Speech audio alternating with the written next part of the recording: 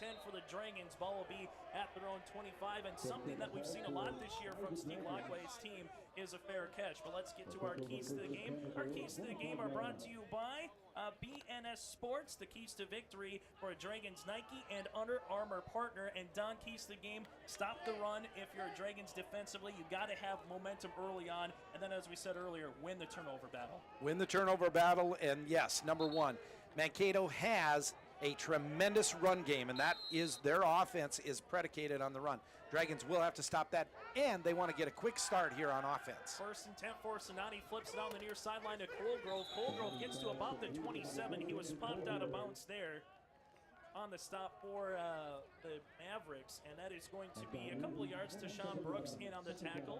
And let's get to our starting lineups. The starting lineups are brought to you by Sodexo, and they're presented by Sodexo. We'll get to it in the next play here as the Dragons quickly get to the line. Two wide receivers either side. Sinani in the shotgun. A blitz comes. Sinani has to evade the pressure, but he gets sacked back at the 20-yard line. 5 yards on the sack, and that is going to be by Chance Brown, the 6'4" sophomore, with his 6th sack of the game. As we take a look at the starting lineups for the Dragons offensively, Don, I think it can go a number of ways. Sinani's played really well as of late, the starting quarterback for MSUM, but who's going to have to be the playmaker for the Dragons offensively? Well, you have Richter out there at the wide receiver and Bresnahan. Those two need to handle the ball, and Jacob Sinani's got to get the ball into their hands. 3rd and 15. Sinani goes across the middle, incomplete. They're looking for the intended wide receiver. That is Zach Sweep on a post pattern. He was blanket coverage there. So a 3-and-out to start the game for the Mavericks defensively. And now the MSUM Dragons defense will have to come up big after a 3-and-out. Need a good punt here. The Dragons really need to switch the field or flip the field and give themselves an opportunity here with that 3-and-out.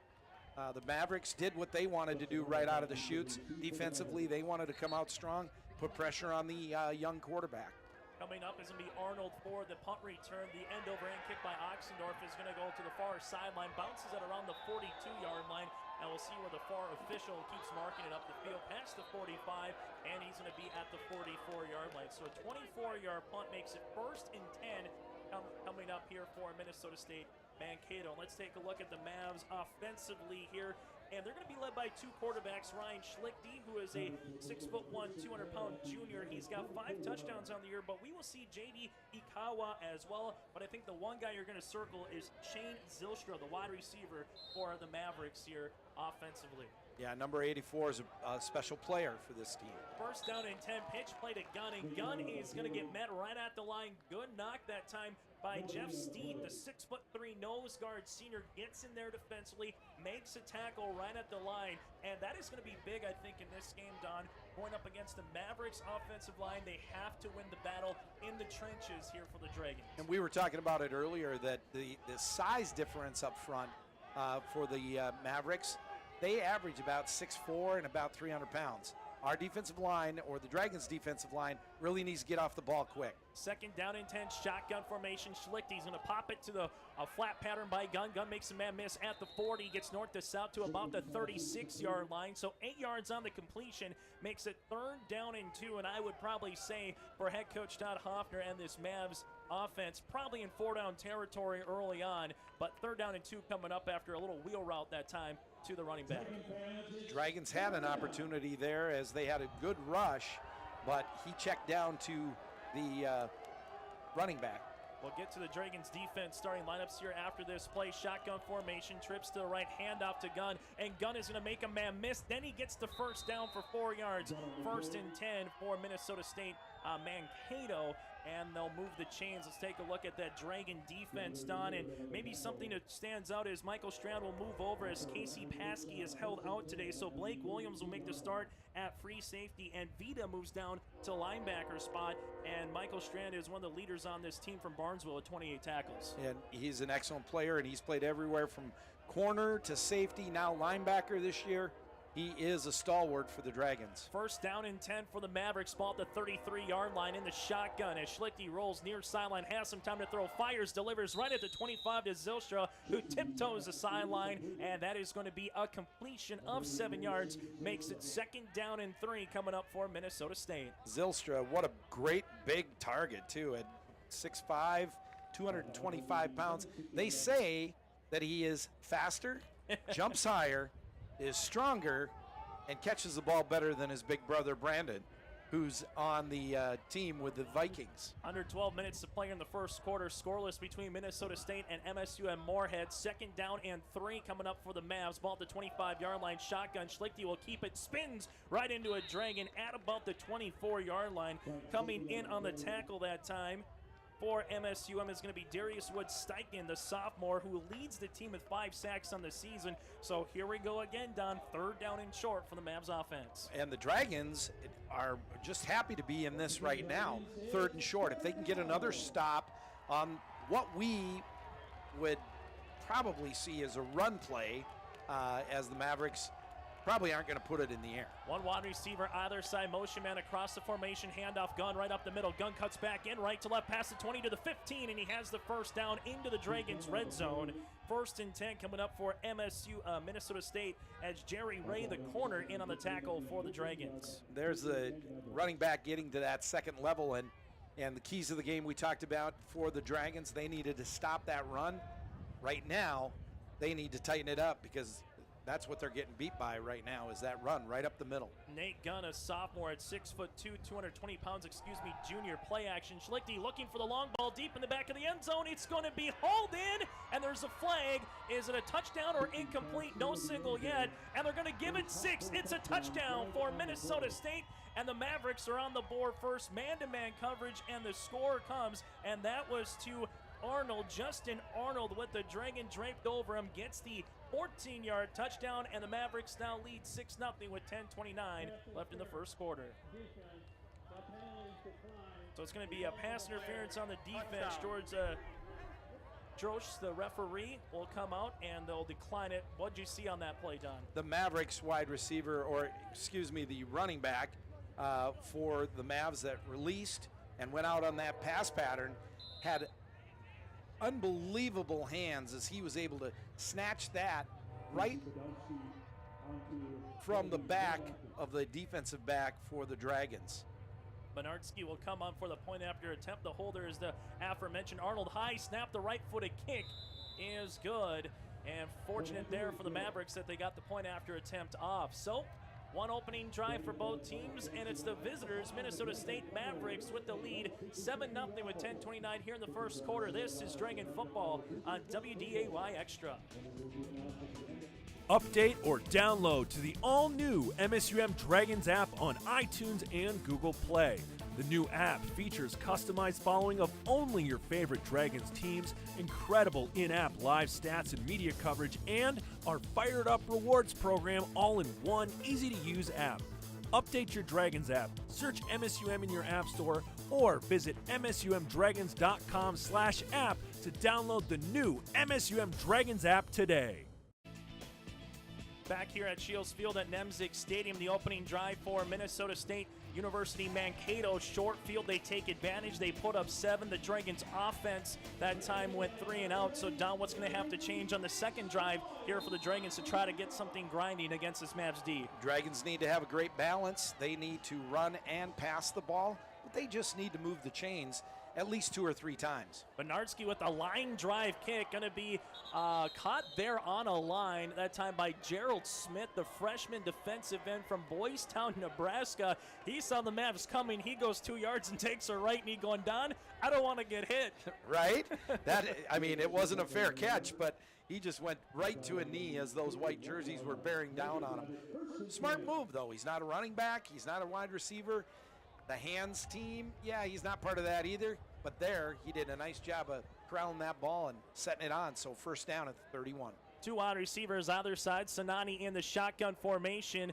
And this is going to be a little bit of a read option right up the middle. That's going to be to Zach Simons. Simons gets 2 tough yards to the 33-yard line. A little sugar no huddle for the Dragons as they get to the line quickly. Sanani gets the play cue from the near sideline. The Mavs come out with 4 down linemen, only 6 men in the box right now. 2nd down and 8. Mavericks are showing blitz. Sanani with a hard count. And this is what you get on a quick little huddle. A lot of time on the play clock. 20 seconds on the play clock. Sanani comes back to the near sideline to see what he wants. So 2nd and 8 for the Dragons. Sanani takes a 3-step drop, has some time to throw. Pocket's going to collapse. Sanani rolls out to the right-hand side, fires down the field, intended for a sweep, and it's going to be incomplete. In on the coverage that time for Minnesota State is going to be Michael Palmy, brings up 3rd down and 8.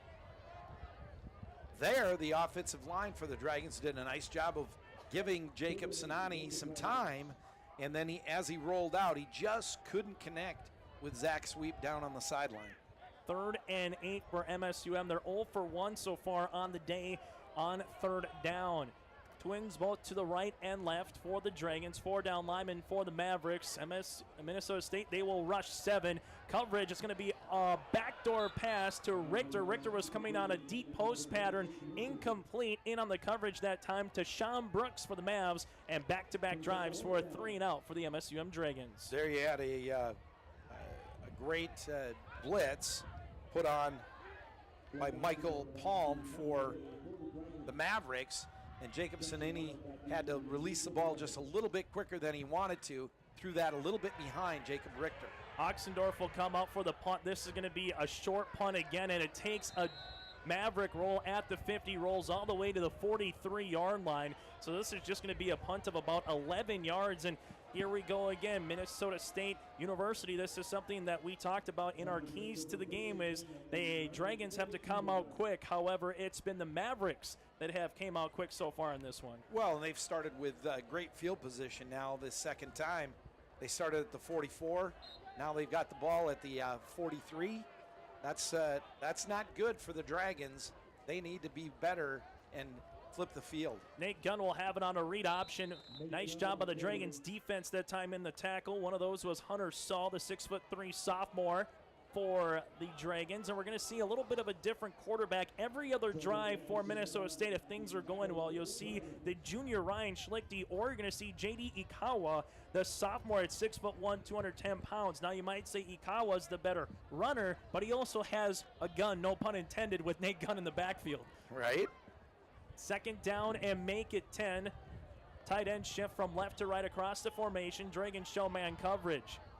It's going to be a handoff to Gunn. Gunn gets a lane and some past the 35 to the 30, and he gets tripped up past the 30 into Dragon territory. That'll be at the 28-yard line and makes it 1st down and 10. DeAndre Taylor in on the tackle for the Dragons. DeAndre Taylor and Jerry Ray both over there to trip up the running back.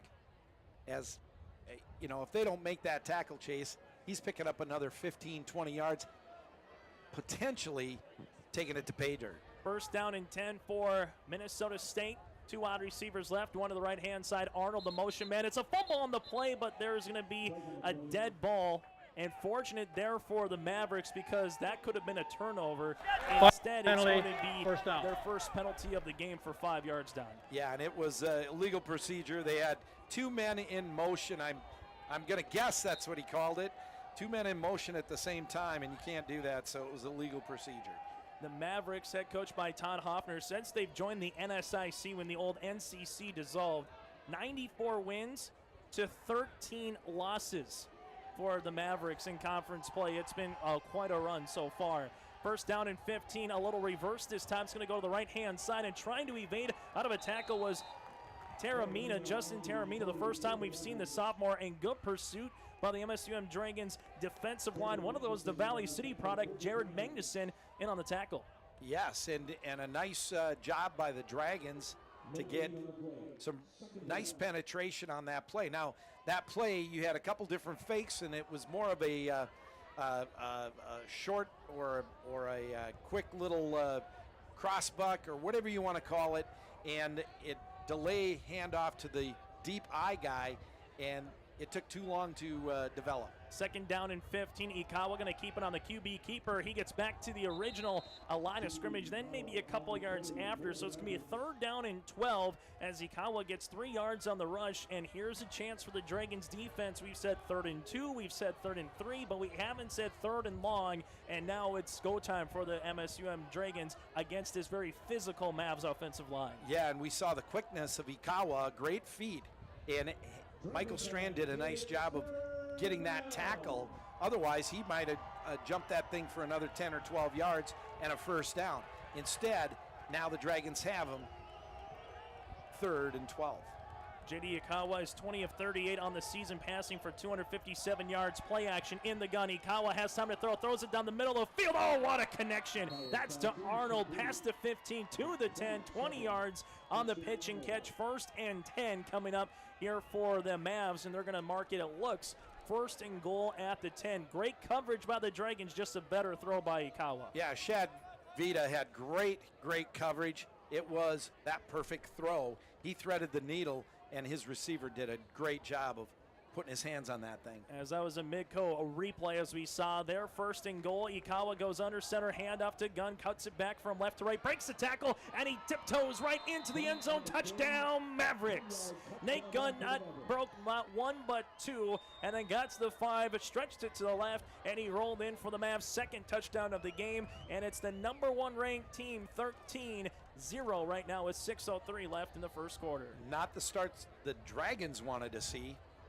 As you see that replay there, Don breaks a couple tackles, and he just had enough of a lane to scamper into the end zone. Here comes the point after attempt. Bernardski, the right-footed kick is good and through. So a 6:03 left to play. It's the number 1 ranked Mavericks 14. The MSUM Dragons held scoreless here. This is Dragon Football on WDAY Extra. You always do this. You had a couple of pops in you and got cocky. Who's up for a game of wing roulette, you said? Because you thought it'd be funny to watch one of your friends get stuck with the hot one. But your friends, they got teriyaki, then spicy garlic, and then Asian zing. And now you're looking at the last one and you're thinking, my God, what have I done?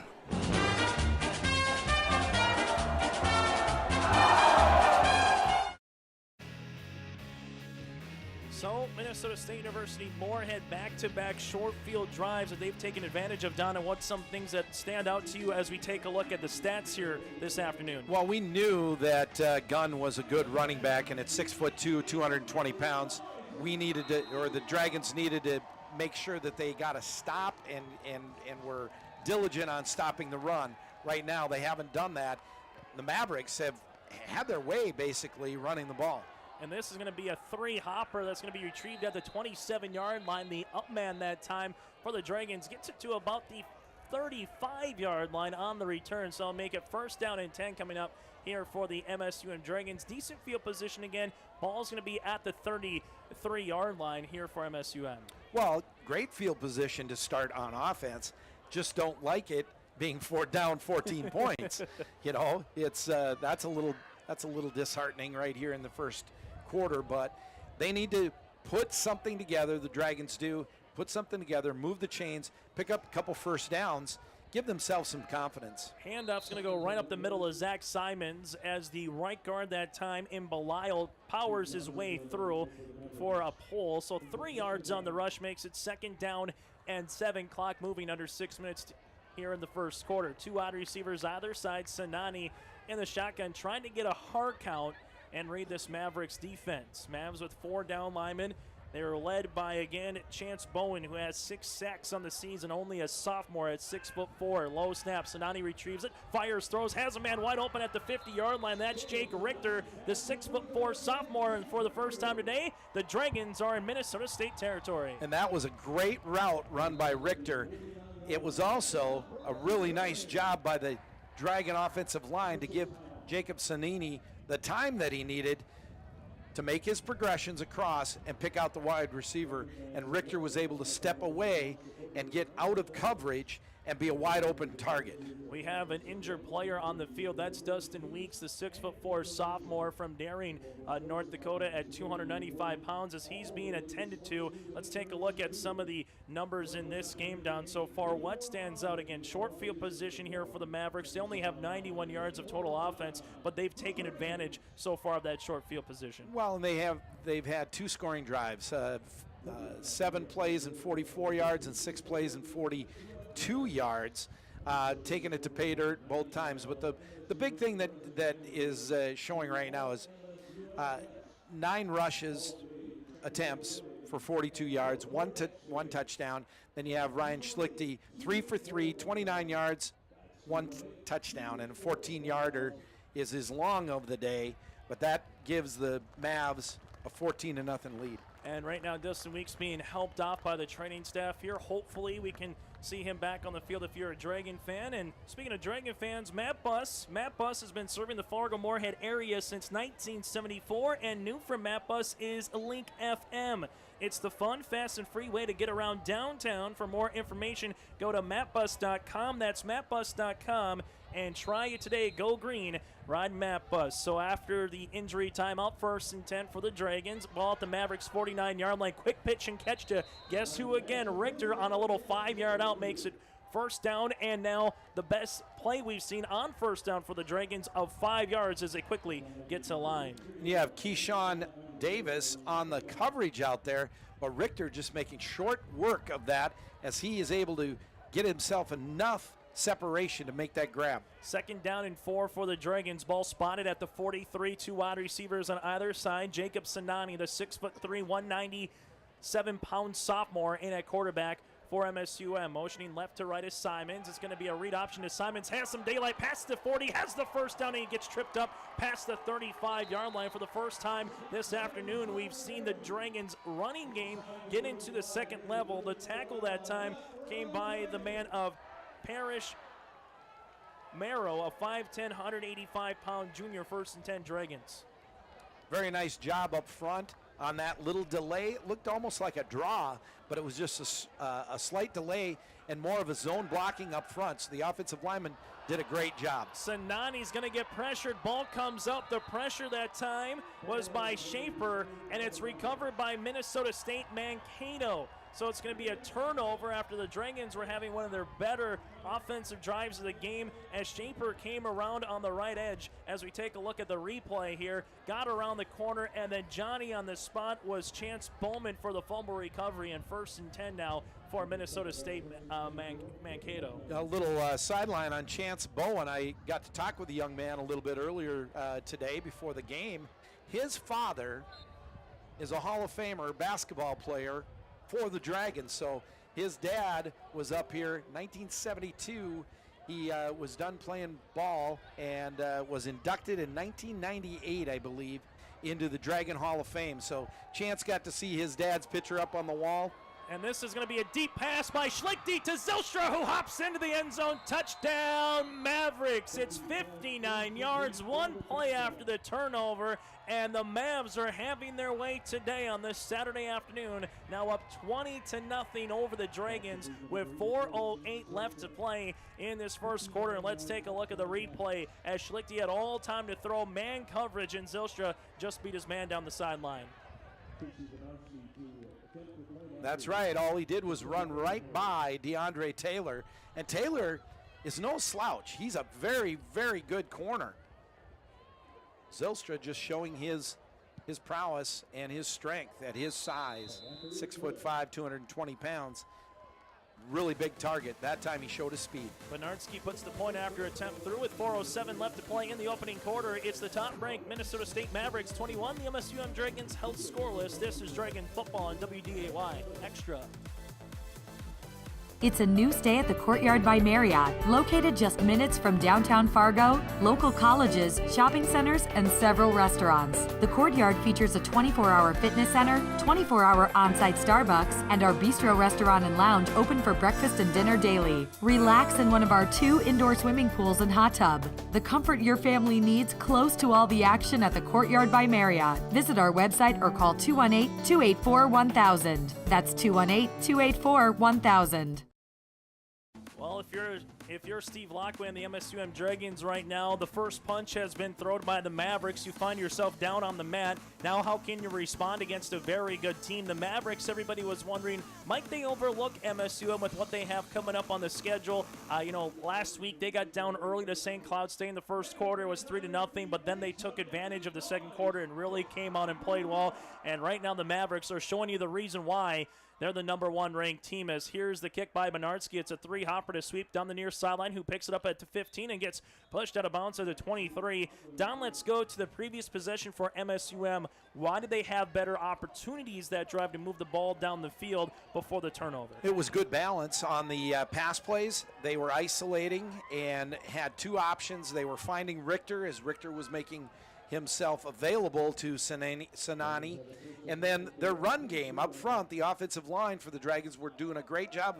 They've got some zone blocking schemes that they use, and Simons was able to pick and cut back and pick up big chunks of yardage. They need to do the same thing right now. Good balance. 1st and 10 play action. They flip it out to Bresnahan, who shades one tackle, but gets tackled at about the 30, make it the 26-yard line. In on the tackle that time for Minnesota State, Brady Tuckner, linebacker, 6'3" sophomore from Rochester, Minnesota. Bresnahan, great central cast product, playing a lot of slot this season for the Dragons. Yeah, he's got quick feet, and he's a playmaker, and they try to get him the ball in space, give him a little bit of time so he can use his shifty hips. 2nd down and 8 for the Dragons. Sanani going to have it on a speed option, pitches it. As he does, gets to about the 25 and tripped up at the 26-yard line for the Dragons. On the rush was Goffred, as it makes it 3rd down and now long again for MSUM's offense. Yeah, not a situation that the Dragons like all that much, but they do have wide receivers, and if they have to, they're able to find holes in this zone because you've got the Mavericks playing mostly zone defense. So 3rd down and 7.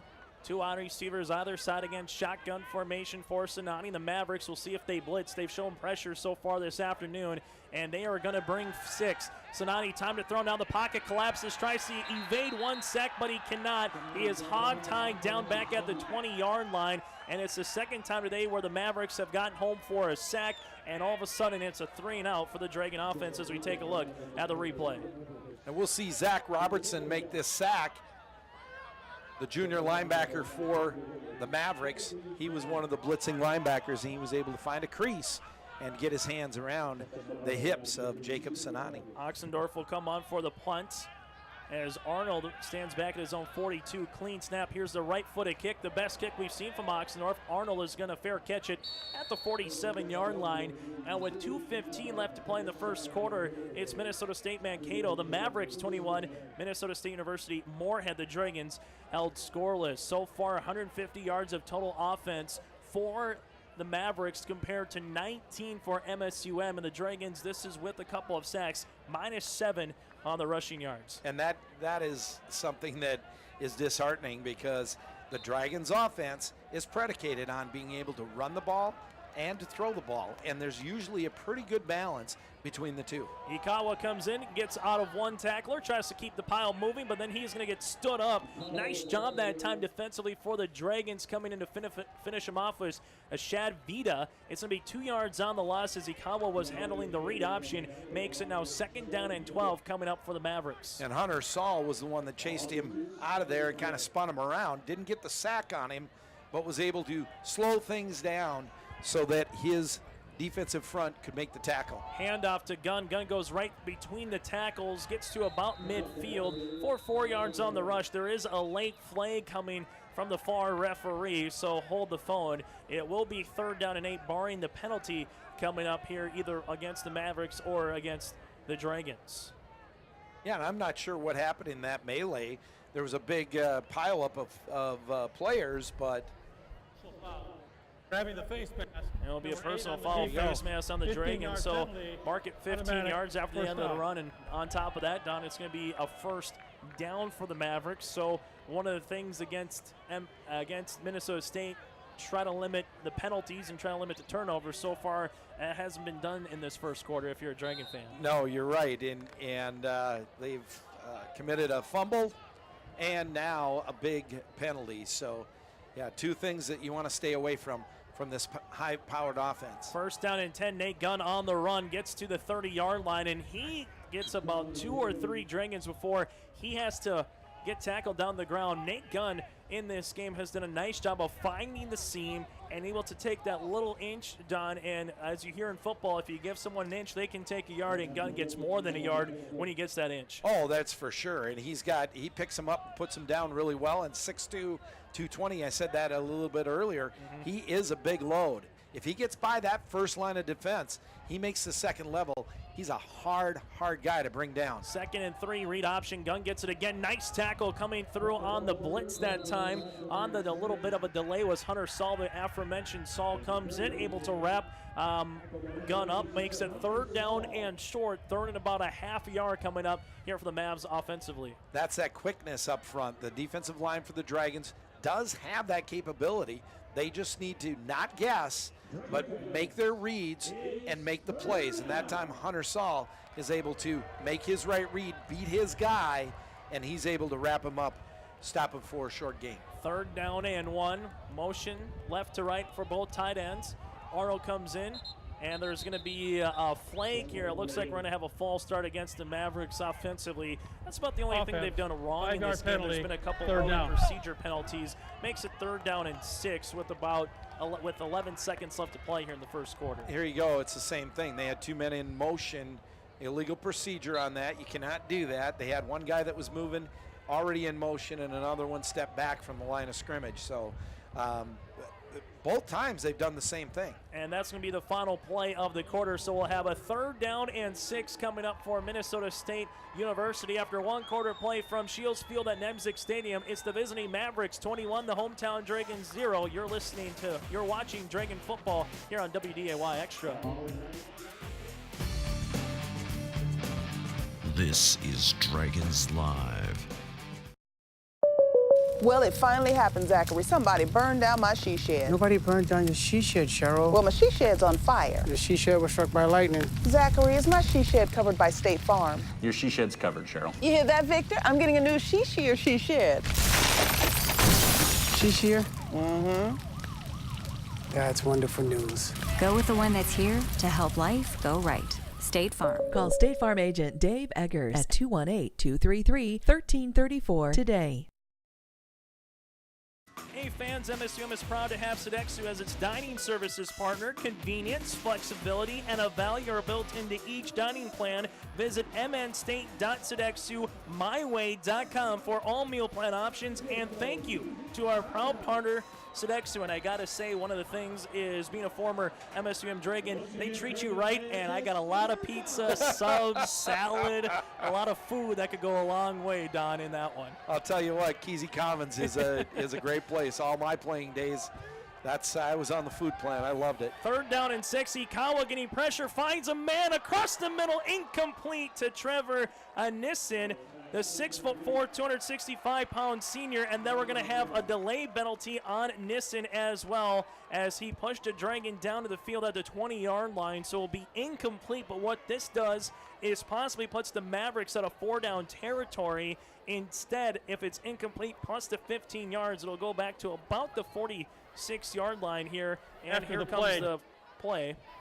And it's going to be on sportsmanlike on the Mavericks. 15-yard penalty. So, Don, a great play that time by Hikawa to try to evade a sack. Throws it down the field, and Nissen probably feels like he just let one slip through his hands as we take a look at the Midco replay here. Well, it was a great flush out and almost a sack by the Dragons. Ikawa, yes, he gets the ball off. Nissen. Now here you've got Aaron Doan coming up thinking the ball was caught, and it's that second shove. Yeah, it was the second shove because the first one was just releasing himself from the player, and then it was the second shove that got the 15 yards. But you can't fault either one of them for continuing on through that play. And we have a timeout on the field as it looked like the Mavericks were going to go for it. We'll keep it here at Shields Field. I'm Chase Miller. He's Don Groth. Would like to thank you for listening to Dragon Football here on WDAY The Extra. As the Dragons, again, 4-1 on the season. They came in with a nice win over Upper Iowa. As you take a look at the Dragons' upcoming schedule, they have games at Wayne State next week, and then they host number 21 ranked Sioux Falls in the next couple weeks. While on the flip side for Minnesota State University, the Mavericks, they will host Minot State. Then they're at Bemidji State coming up for their next 2 weeks. So, Don, when you take a look at the Mavericks' schedule, what stands out? Maybe a matchup with Sioux Falls late in the season because they don't play Duluth this year, which is the other top 25 ranked team in the NSIC. Well, they also have to go to Bemidji. And Bemidji, at this time of year, it's late October on the 20th. That game is one that the Mavericks maybe playing in snow in Bemidji.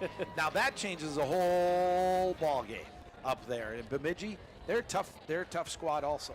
Fourth down coming up. The first time we'll see the punts of Minnesota State. This is a high angling punt by Bernardsky. Fair count by Grady Bresnahan at the 15-yard line. So 1st and 10 for the first time today. A win for the Dragons defense, where you got to take it any way you can. It's just your deep pin back into your own territory. Now the question is, can the Dragons offense get something cooking, because they started the ball offensively after the opening kickoff, so the Mavs will start in the second half with the football. Well, they need to chew up this clock.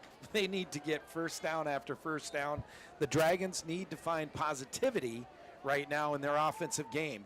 And they had it going. They were building some momentum before that fumble. So now let's see if they can duplicate that on this drive. First down and 10. Sinani looking for a quick tunnel screen to the near sideline. Batted down that time, though, by the Mavs. Jordan Berggren, the defensive end junior from the state of Illinois at 6'5", 250 pounds, makes it 2nd and 10. And one way to try to take the rush off is either draw plays or screen plays. A nice job by the defensive end that time to put his hands up. Makes it 2nd and 10. So 2 wide receivers either side. A pitch play to the near sideline here for the Dragons, getting to the 20 to the 25 and getting close to a first down on that time by the rush is Ty Jokum, the running back, a sophomore from Fargo Davies, 5'10", 203 pound. Pardon the pun, the Eagle flew that time down the near sideline. Yeah, no, Ty, I've watched him play a lot of games, and he's got quick feet. He's got great determination. He's just a little bit different runner than Zach Simons. So it's a good move right now. They're able to get him on a quick pitch, get him out in space. Play action. Sinani, time to throw, fires, delivers. It's going to be caught at the 35-yard line to his man Richter, and Richter has it for a nice completion. Now all of a sudden 2nd and 7, and here comes the Dragons offense. A little sugar no huddle, and it's the 4th play of the drive coming up, and they've already amassed 20 yards. This is how you do it. Sounds cliche, but you need a good balance, and you need to keep the defense on their heels. 2nd and 3, low snap. Sinani getting pressured, has to try to get out of it, and he is sacked by guess who again? Chance Bowen for his 2nd sack of the game. He's got a fumble recovery as well, and the 6'4", 260-pound sophomore is wrecking this Dragons offensive line. He is a nice-looking ball player. He's got a great personality. Like I said, I got a chance to talk to him before the game today, a little bit about his dad, and his dad being a Hall of Famer here for the Dragons. But Chance has got some quick feet, great hands, played basketball for Armstrong High School down in Plymouth, and he's one heck of a football player. 3rd down and 10. Sinani fires down the near sideline to Richter. Richter had a step on the defender that time on Keyshawn Davis. However, just a little bit overthrown ball by Sinani. That would have been a big hit. Instead, it will bring up a 4th down now for the Dragons offense. And the punting unit will come back out. 13-10 left to play in the first half. 21-0. Mavericks currently lead over the Dragons. Don, a nice setup play there. Just couldn't hit him in stride. No, and 3rd and long is not where Coach Lockway wants his offense to be working from. So they're going to need to, on their next series, going to need to figure out how they can move the ball and move the chains more than just once on any given drive. As Oxendorf's punt's going to roll all the way to the 30-yard line, so about a 43-yard punt that time by Oxendorf, which isn't bad. A nice little flip the field done. And now 1st and 10 for the MSUM Mavericks as they lead 21-0 here in the 2nd quarter. Now you need the Dragons to step up again. They need a 3 and out. Try to get that ball back. Again, yes, a much better punt and a flip of the field in some cases. Worst field position that the Mavericks have had all game. Brian Schlichty's going to fire throw after the play action. Finds Zylstra, who breaks one tackle. Then he gets tackled out of bounds at about midfield, and we're seeing why Zylstra came in. As 6'5", 220-pound junior came in with 22 receptions and 393 yards. Great average, and that's the reason why. You fake it to gun, you roll out as we see on our Midco replay, you break a tackle, and yards after the catch that time were big for Zylstra and this Mavs offense. Another 10 yards after first contact, and he made the catch. Looked like he was going to get wrapped up right away. Instead, he turns it into a 20-yard gain. First down and 10, shotgun for Schlichty, the quarterback junior. Gun stands to his left-hand side. Dragons show pressure with 6 men at the line. They're going to bring 5, and Schlichty's going to get sacked and sandwiched back in the backfield. Hunter Saul, the sophomore, 6'3", comes unevaded with the best tackle we've seen by the Dragons defense. And what did he do well by Hunter Saul that time, getting to Schlichty? He had a great swim move. Up and under move, actually. It looked like he was going to swim, and then he was able to rip through his offensive lineman that was trying to pass block him. And I'll tell you what, I said it on the last series, Hunter Saul's beating his guy every play. As long as he's not cheating and taking steps in the wrong direction, he is able to make plays like that, and that's a great sack for the Dragons. 2nd and 21. Schlichty fires, throws incomplete, and what a pop as coming up across the middle that time for Minnesota State. That was Tyler Schmidt, and he got a little pop to pop, and that was a clean hit though that time by the Dragons, Blake Wilkins. And Don, I know in today's day and age of concussions and helmet to helmet, but that was the shoulder pad, as we're going to see. Great throw by Schlichty trying to find a tight window, but better coverage by the Dragons defense. Well, yes, and Wilkins puts his shoulder right in to the chest of the receiver. Now, he doesn't know that the ball wasn't caught, so he's got to make the tackle, and he puts his shoulder pad right there, and that's Wilkins. He is now playing safety in place of Veda, as Veda's moved up to the outside linebacker position. 3rd and 21. They're looking for Zylstra, who's triple covered. Zylstra tries to put his right paw on that one. Incomplete. So after 1 first down, a big sack that time by the Dragons and Hunter Saul. Now it's a 4th down, and 4 back-to-back drives. The Dragons defense has forced the Mavericks to punt. Now they're looking like a team that is desiring a win.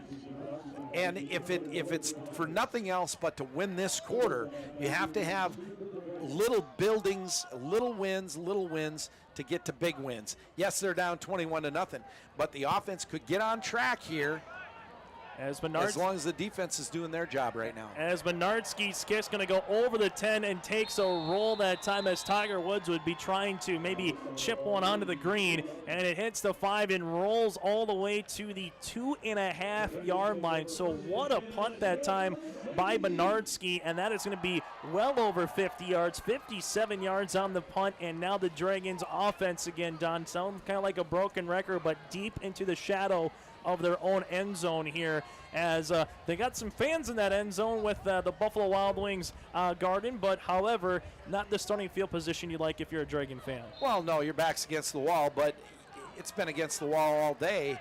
What they need to do is have great balance, like we've been talking about.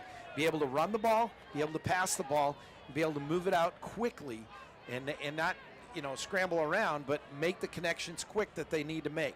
And the offensive line has to do their job up front. Gonna see a little wildcat as Zach Simons is in the backfield. Motion man is Bresnahan across the formation. Low snap. Simons gonna keep it and gets to about the 5-yard line before he gets popped. Fumbles the football, and it's recovered by Minnesota State. And that's gonna be recovered that time by the Mavericks.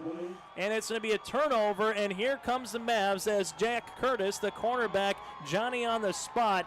And let's take a look at the replay here. It was a nice play call as Simons was able to get some positive yards, but Davis looks like to pop the football out, and then right there just comes to the Mavs and Curtis. And you're taught as a defensive player, once somebody has the wrap, you're just going for the strip. And as the tag team, or you want to call it gang tackling going on, the next 2 guys coming in, all they're doing is ripping at the ball just for an opportunity like this. As here comes Ikawa. Ikawa is going to get a couple yards before he gets met by a host of Dragons. Makes it 2nd down and goal now at the 7-yard line. Last time the Dragons had a turnover, it took 1 play and 59 yards for the Mavs to score on the big hit to Zylstra. And this is the bend but don't break defense. So the offense puts the defense in a precarious situation. Can the Dragons defense come out of here and only give up 3? Well, that's their charge right now, is on a sudden change like that. Now they got to pull their bootstraps up, make some plays. That was a great stop by Show on that last play, as he was able to stop Ikawa dead in his tracks. Ikawa under center, hand off to Gunn. Gunn bounces out to the right hand side, stretches, puts the football over the goal line for a 7-yard score. And Nate Gunn is back into the end zone for the second time this afternoon with a 7-yard rushing touchdown with 10:19 left to play here in the second quarter. Quick little cut right there at the line of scrimmage. And then he's just so strong, he's able to get himself out of an arm tackle by Aaron Doan for the Dragons, came up, made a hit on him. But Gunn, being as strong as he is, he's able to just power right through that, find his way into the end zone. Bernardsky makes the point after attempt, and with 10:19 left to play in the opening half, it's the visiting Mavericks of Minnesota State 28. The Dragons held scoreless. This is Dragons football here on WDAY Extra. Dragon Swim School is proud to offer year-round swimming and diving lessons with the lowest student-to-instructor ratio around. Lessons are available for all levels, including parent-child sessions and preschool. Help your child learn to love the water in a safe and caring environment with us at Dragon Swim School. Visit msumdragons.com/swim for more information.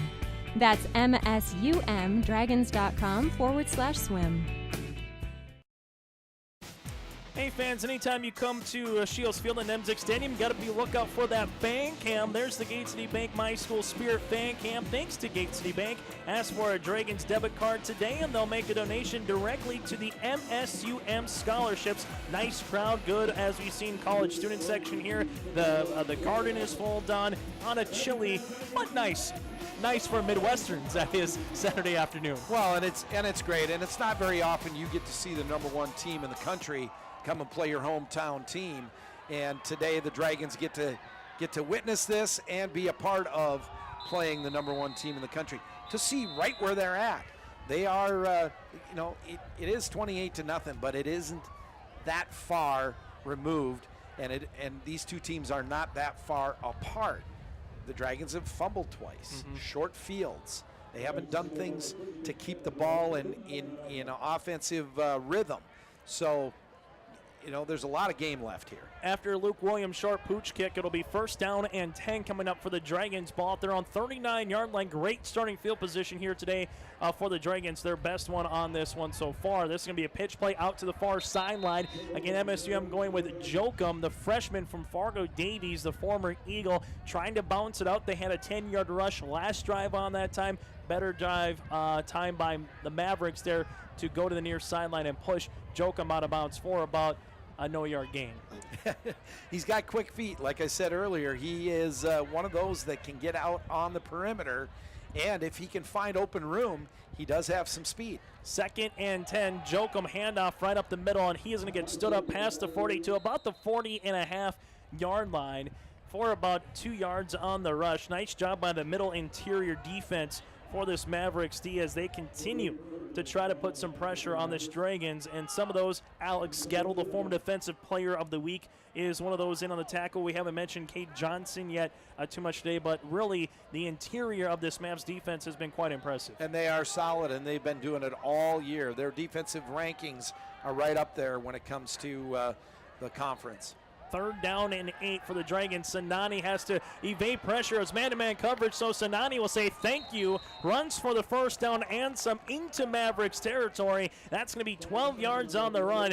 And hey, if you're going to bring some pressure, go man coverage. Sinani, as we're going to see here, Dunn, had a lot of real estate to run for the 1st down. Well, the offensive line did a nice job of keeping the defensive line off of Sinani, and that just did open up a nice big lane on that outside. 1st down and 10. Sinani wants to take a shot. There is a flag. We might get a hold here on Minnesota State. That'll be on Curtis as they were looking for the deep ball to Harvey Turner on the post, and it's going to be pass interference on Minnesota State. So, Don, do you like you're taking your chance right there if you're a Dragon, after the 1st down, try to hit the Mavs defense on a big one? Well, I mean, you go for the home run hit. Look at what happened when the Dragons were, gave the ball back. They went right to the hole for a 59-yard touchdown pass. A home run hit, home run ball, whatever you want to call it. That time, that was a close opportunity to have a great reception and possibly a touchdown. 4 penalties for now 40 yards for Minnesota State. First down and 10. Sanani fires, winds, and throws to Richter, and that has been a pretty casual play we've seen today by the Dragons. If the Mavericks defense is going to play 7 or 8 yards off the football and maybe play some zone, Richter's just going to go 5 or 7 yards in an out route, brings up 2nd and 4 for MSUM. 2nd and 4. This is going to be a handoff near sideline, and that gets to the 20, to the 15, to the 10, to the 5. Touchdown, Dragons! Coming in is Jokum for the hot step 27-yard touchdown, and the Dragons are on the board with 8:36 left to play in the first half. And that is something we have not seen since the first game with Herman Gray and his breakaway speed. This time, Ty Jokum is able to take that long handoff, follow the blocking, and a great seal block on the end, and he's able to cut it back up inside that cornerback and take it home from 27 yards out. Great job by the Dragons in the offense. Great answer to that last give up of a touchdown. Chesvold comes on for the point after attempt. The kick is up, and it's good. And the Dragons, well, they're fighting now, down 21 with 8:36 left to play here in the second quarter. It's the Mavericks, #1 ranked team in all the land, 28, the Dragons 7. This is Dragon football here on WDAY, The Extra. Herbert and Gerbert's wants to know, what's your favorite sandwich? My personal favorite is the Flash. It's got all that meat and that Italian flavor that I can't get enough of. You know, the first time I was at Herbert and Gerbert's, I couldn't decide if I wanted ham or turkey, so I got the Gerf. Got both. I like the Pompeii because I like chicken salad, but it also has that sweet chili sauce. Experience Flavor Nation for yourself with the classic, specialty, and signature menus at Herbert and Gerbert's with 4 convenient FM locations, 1 in Bismarck and 1 in Grand Forks. Or order online and have it delivered at herbertandgerberts.com. Back at Nemzik Stadium at Shields Field on, well, if the wind stays down, maybe Don and I might break our swimsuits out. Probably not going to happen. But 28-7 it is. Minnesota State University Mankato, the Mavericks over Minnesota State University Moorhead. But Don, we mentioned a couple of opportunities there for both teams. The Mavericks have taken advantage of both turnovers by MSUM, the Dragons, for 14 points. But it's really the first time we've seen the Dragons offense get a complete drive together on this Saturday afternoon. Pass and run, the balance is important, and now they've found a combination of how to do some zone blocking and how they can do some zone read, and get that ball out on the perimeter with a quick pitch to Ty Jokum. Justin Taramina comes up for the kickoff return for about 20 yards, gets it to the 25-yard line, makes it first down and 10 coming up for the Mavericks at their own 25-yard line. And Don, the big thing here again is if you're the Mavericks, you want to keep putting the pedal to the metal, right? You understand of where you're at. You don't want to allow the Dragons to maybe get back within 2 scores before the half. If you're Steve Lockway, it's about chopping that wood right now and trying to get back maybe by 14 or 10 points before the half. Well, you got to cut this lead down as much as they can. So the Dragons, they need a 3 and out. They need to force the Mavericks to punt the ball again. Taramina on the run. He was going to get met that time right up the middle by Hunter Saul. So a couple yards on the rush, and this was one of the big keys coming into the game. How could the Dragons defensive line go up against a 6'4", 300-pound left guard, a 285 sophomore in Krantz at center, a 300-pound sophomore in Carter Dowdle? I mean, this offensive line for the Mavericks is big and beefy and shows you why they're the #1 ranked team in Division II. Second down and 8. Schlichte with the play action comes to near sideline. That is going to be incomplete as Trevor Nissen was coming in for the catch. He was covered that time by the Dragons, DeAndre Taylor, and now 3rd down and 8, and here comes the replay. Nice pass, though, by Schlichte, Don. We've seen him have some pretty good arm strength and touch on the ball. Just there, better coverage that time by the Dragons. Great coverage, and Nissen is a large young man. He's 6'4", 265 pounds, plays that tight end position very well, has great hands. Now, he's made a couple grabs earlier. That was just great defense by the Dragons. 3 wide receivers right, Schlichte in the gun. Play action, 3-men drop. Schlichte's going to try to rush for the first down, and he gets cut right at about the 34-yard line. He is going to be a yard short coming in on the tackle that time. Darius Wood-Steichen came in and, I mean, cut the former Monoman product. Going to bring up 4th down and 1, and what does Todd Hoffner want to do? Because if you go for it and you'll get it, the Dragons could get some momentum back. If you punt it away, he might play safe, but it looks like Hoffner's going to roll the dice and say, let's go get the first down. He's up by 3 scores. He's gonna try to get a first down. What was impressive on that last play is Darius Wood-Steichen is a defensive end. He actually chased down the quarterback and knifed him out. 4th down and 1, handoff to Gunn, and Gunn is going to get met at the line, but we have a flag on the play, and this is going to be on the Mavericks.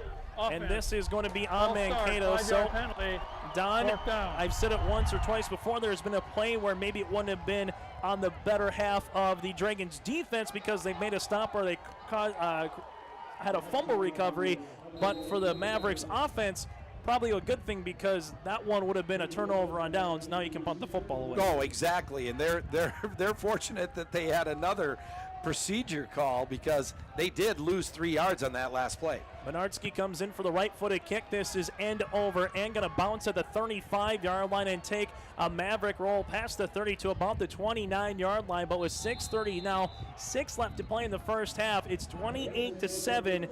MSUM, the Mavericks over the MSUM Dragons. Hey fans, Promotional Solutions is a collection of marketers, creators, designers, finance guys, and fangirls like Don with a passion for good products and design. They strive every day to live up to their namesake by creating awesome promotional solutions.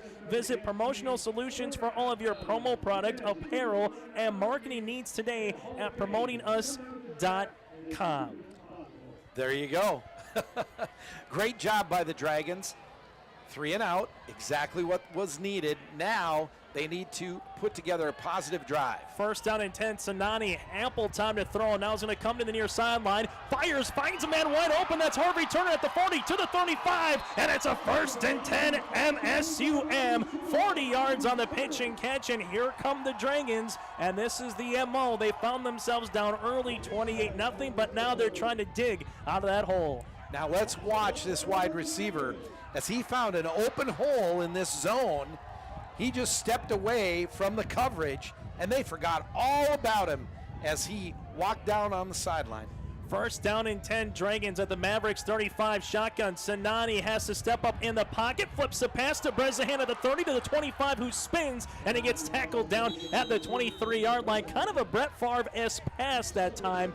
Zach Robinson, our junior linebacker, in on the tackle for the Mavericks. Great recognition by Jacob Sinani, the quarterback for the Dragons, as he knew exactly where he was on that field. When he stepped up into that pocket, he delivered that ball right as he was getting to the line of scrimmage. 1st down and 10, Sinani fires, throws to Richter. Richter carrying a Maverick with him past the 10 into 1st and goal territory at the 8-yard line. Richter on a quick slant makes it 1st and goal, Dragons. Talking to the defensive coordinator for the Mavericks before this game today, this was one of their concerns, was Richter. His big body, the way that he's able to box out like a basketball player does, make himself big, and he has great hands.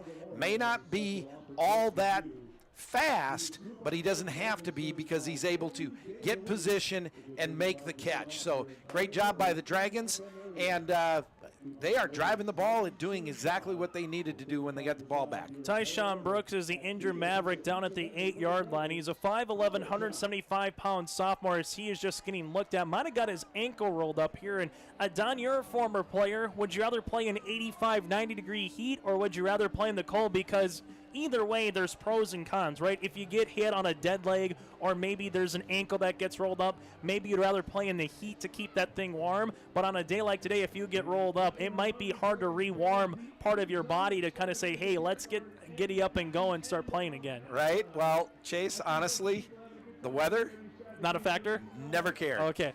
If it was 100 See, degrees I care because or I'm 10 degrees, it didn't matter. Played in snow, played in heat, played in just 90-degree heat, played in 5 below weather. It didn't matter. We were playing the game of football, game we loved. 1st and goal, Sinani is going to get right back to the line as they're running that speed option in the near sideline as they're looking for the pitch to joke him. But nice job by the Mavericks defensive line to kind of stand him up, and that time in on the tackle for the Mavericks. A couple of the defensive linemen, including their Buto and Naba, in for the Mavericks. Makes it 2nd and goal. Defensively, Chase, that was Chance Bowen doing a great job from his defensive end position. he took away the pitch. It wasn't there because he was in perfect position. 2nd and goal, pitch to Bresnahan. Bresnahan gets 3 yards on the completion. Sinani took a shot after coming in at the linebacker spot. Was Kate Johnson makes it 3rd down and goal. And not to put the cart before the horse, but Mike Steve Lockway have 4 down territory on his mind, or is it still early in the game to where if you don't get the touchdown here, do you maybe kick the field goal? Well, I would say you don't want to ever chase points. They're down 21. They need to score points.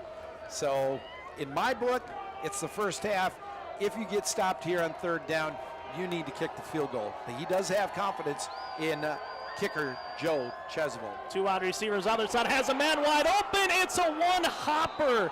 Sinani's pass was a one-hopper to the intended wide receiver at that time for the Dragons. Had a man wide open in Zach Sweep. They ran the perfect route where Sweep was the inside receiver, just ran an out route while the outside wide receiver ran a skinny post, and they had a man open, just unable to come down with the completion. A great clear out route as the inside Zach Sweep released to the out, but what happened is the outside receiver actually took that safety that was taking his man on the inside, took him right out of the play. 4th down and goal. Sinani steps up, fires, throws. It's incomplete, almost intercepted. He was being rushed, had to throw it. Alex Gettle comes down with the batted football. And while Steve Lockway answers our question, do you go for points or do you go for 3? That time trying to feel like with the momentum on their side, try to get 6. Good pressure by Minnesota State. They bring the pressure, man coverage, and Gettle that time was just kind of spying the quarterback there, able to bat the ball down. And that time when Jacob Sinani looked to his left, they had the same play called, and Zach Sweep was not open that time. So he had to come back to his second, and that was Jacob Richter on the skinny post, which the ball was tipped out of Sinani's hand, so he didn't get all the zip on it that he wanted. And he had Richter across in the back of the end zone. Ikawa comes out now at quarterback under center, hands off to Gunn. Gunn gets 3 yards on the rush and makes it 2nd down and 7 for the Mavericks. So with 4 minutes left to play in this first half, the Dragons with 3 timeouts left for Minnesota State. The Mavericks, they have 2 timeouts left, so still plenty of time in this first half. It makes it now 2nd down and 7 coming up for the Mavericks. Single back is going to be Gunn, under center is Ikawa. Ikawa with the play action, has some time to throw, steps up, now is getting pressured, rolls to the right-hand side, fires, it's going to be incomplete out of the far sideline. Trying to tiptoe the way was Arnold. Nice pass by Ikawa, however, it's out of bounds and brings up now an opportunity again for the Dragons defense here, 3rd and 7 to try to get off the field. 3 minutes and 37 seconds left, Chase, and again, yes, it's a 3rd down and long. Dragons have put themselves in a position to get the ball back and should be in pretty decent field position. And the way they moved the down the field the last possession, they still might have an opportunity if they can turn this ball over right now. Ikawa in the gun, 3 wide receivers right, 1 to the left. Dragons show pressure. They're going to bring 6. Ikawa evades it, throws it down the field. That's going to be incomplete, and it's a 3 and out for the Dragons defense. So Don mentioned it earlier, trying to find little wins in a situation of the game. It was 21-0 Minnesota State after the first quarter. If you just look at the second quarter, it's tied at 7 apiece. But now the Dragons have a shot with probably decent field position to try to put something back on the board and maybe put some pressure on the Mavericks. Well, even if it's not pressure on them, it's winning the quarter. It's winning the battle that they're at right now. The first quarter's over. We're in the second quarter right now. We got 3:32 left, and the Dragons have to be looking at it like we need to win this quarter. Bernardsky comes out for the punt caught there by Bresnahan, shakes and bakes, picks up a block. He's at the 45, far sideline, 40 to the 35 at the numbers, and goes out of bounds past the 30-yard line. A great punt return for Bresnahan of 26 yards, makes it 1st and 10 Dragons with 3:19 left to play in the first half. And let's take a look at why Don Bresnahan was able to get that return. That hesitation right there. After he caught the ball, he waited just a split second, because there were 3 blockers coming that were setting up to make that wall, so he was able to exit to his left. But that hesitation actually slowed the Mavericks down and set them up for the block.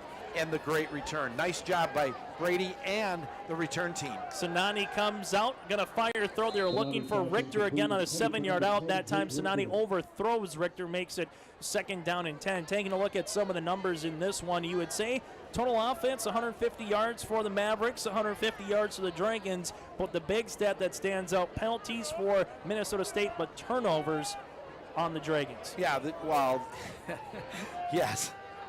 The turnovers are the big thing. Dragons have put the ball on the carpet just a couple too many times. 2nd and 10, nice run right up the middle that time by Denver Colgrove, the sophomore from Dickinson. Played at Richardson Taylor for a high school at 212 pounds, and Steve Lockway likes to recruit locally. That time he goes out west, finds a 9-man product, but makes it 3rd down and 2. Nice rush up the middle that time here for the Dragons. Right, and we see Denver Colgrove coming off either with a stinger or a shoulder thing because he's holding his right arm pretty good. He made a great run around that left end. 3rd down and 2 for the Dragons. Sinani's going to have it on the QB keeper. Gets to about the 19. He needed the 18 from the first. And now 4th down and short again coming up for the Dragons as they quickly get to line. We'll see if Sinani tries to get the Mavericks defense. And instead they're going to come out here and make a quick change on a sub. So 4th and short. Clock rolling under 2 minutes left to play before the half. And the Dragons offense will have to come up with a big first down here. The Mavericks defense looking for another stand. 4th down coming up. Sinani in the shotgun, and Steve Lockway is going to take a timeout. We'll keep it here with 2:13 left to play in this first half. Steve Lockway with his first timeout here of the first half. So Don, if you're Steve Lockway, this would be about a 37-yard field goal. We know Chesvold can make a 37-yard field goal, but I think he's shown his card saying, we're not going to get back in this game if you're a Dragon fan, only kicking field goals down by 21 points. They need 6, and if they can get 6, then all of a sudden you split the lead in half to 14. But 4th down and short here, what would you do? Would you let Sinani have a pass run option? Would you go back to the running game? Or might you throw Sinani out and try to find someone open in the pass game? It has to be a run pass option. He's got to have options. He's got an opportunity to make a play, and I believe Coach Lockway is going to set him into that style. He's going to have that opportunity to have the ball in his hands, or they're going to go with Zach Simons right now.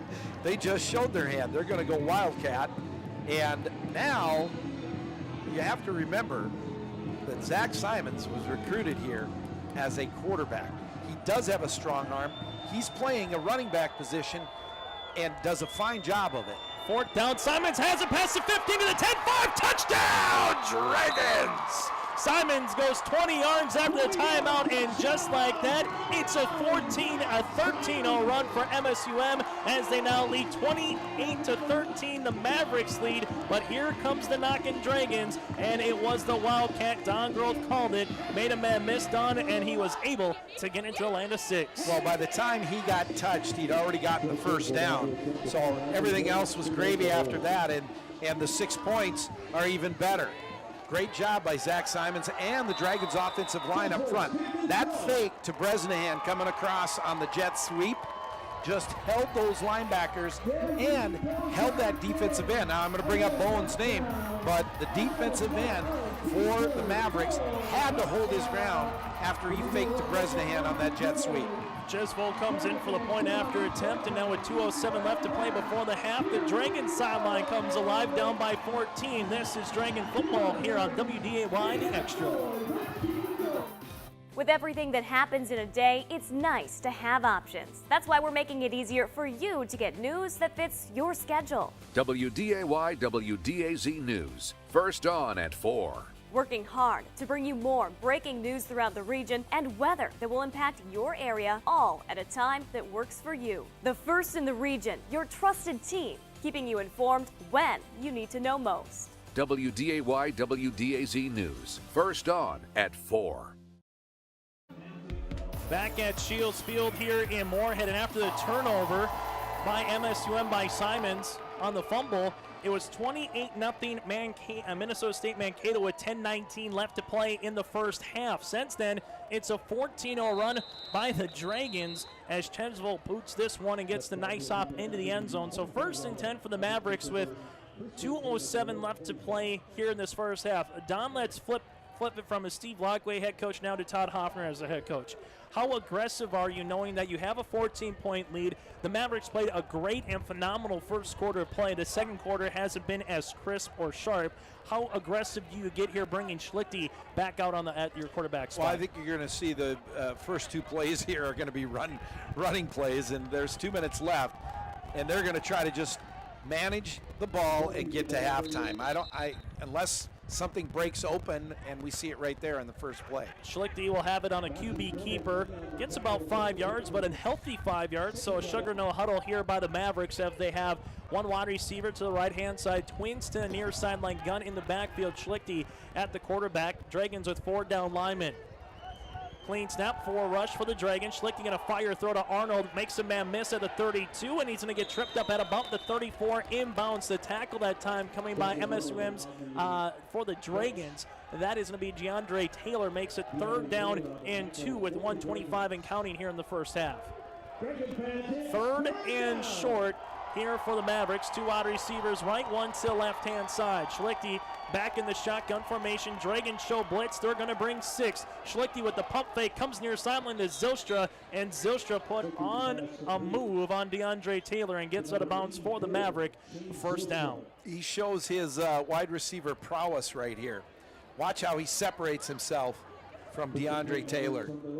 Nice in and out move right there. He drove him hard up the field, made a plant, put his foot in the ground and said, I'm taking this ground, and made himself a big target.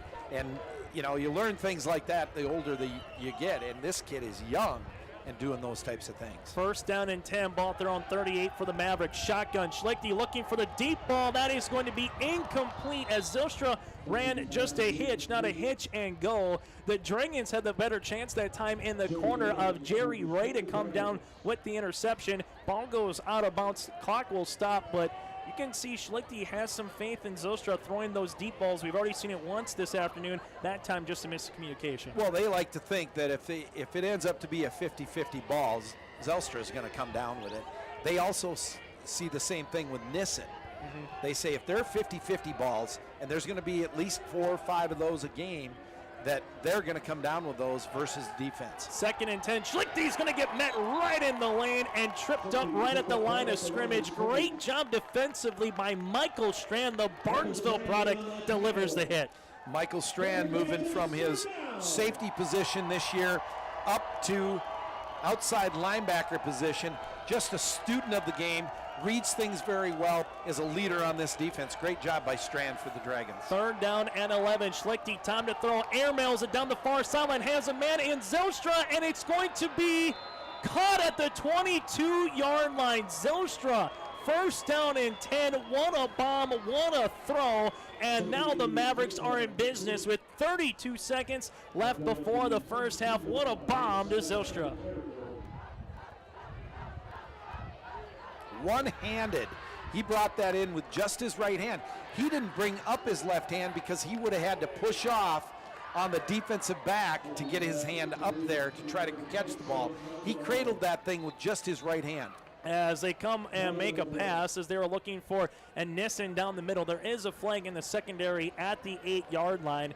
If this is going to be on the Dragons, the Mavericks will inch their way closer. It's going to be pass interference on MSUM. So we were talking about momentum for the Dragons before the half, but this would be large if the Mavericks can even put 3 up on the board, because it'll be a 3-possession game on top of they get the ball first to start the second half of play. Oh, exactly. The Dragons have been doing a great job until this drive as they've given up that big play, and then now are saddled with a pass interference call and a 1st down now at the 13 or the 12, excuse me. 12-yard line, shotgun formation, 2 wide receivers left. Zylstra in the slot. Clean snap for Schlichte. Schlichte rolls out to the right-hand side. He's got some real estate, makes a pump fake, and he's going to dive for the end zone. He's going to be short, but he's going to be out of bounds close to the 1 with 11 seconds left to play before the half ends. Both teams with 2 timeouts, so plenty of time here for Mankato to try to come out for Minnesota State and run at least 1, maybe 2 more plays before you have to get to the half. Well, and they're at the 1.5 or 2 yard line First and goal from the 2. Chase, you've got 2 running plays because you have the timeouts easily. You can run 2 plays any way, shape, or form right now. As Gunn is in the backfield, Schlichte will be under center. We'll see if maybe Schlichte keeps it on the QB keeper or a handoff to Gunn. It's going to be a handoff to Gunn. Gunn is going to get into the end zone. Touchdown, Mavericks! Gunn hits Pater for the 3rd time this afternoon, and just like that, the Mavericks respond, now up 34-14 with 8 seconds before the half. They sure did respond after all the momentum had been in the Dragons' sideline. Came back now late here in the second quarter. Were able to put that drive together, and the connection between Schlichte and with Zelstra pretty much put a cap on that drive, as they were able to switch the field position and also look at it from a positive opportunity to score some points, and in fact score 7. Bernardski with the point after attempt. That's through the uprights, and with 8 seconds before the half, it's 35-14 Mavericks over the MSUM Dragons. This is Dragon Football on WDAY, The Extra. Prosperity is today's investment in tomorrow's promise, the promise of a better way of life. With every act of kindness, every act of creation, and with every act of love, we strengthen our community. And when we stand together as a community, we accomplish the impossible. We can choose to pass through life, or we can choose to pass on a better way of life. Coming up, fans, make sure you stay tuned for our halftime news break. We'll get a little news and information across MSU Athletics. Also, we'll get to our out-of-town scoreboard, which you've been seeing throughout the game, scrolling on the bottom line. And on top of that, we'll get to some highlights here at the halftime report.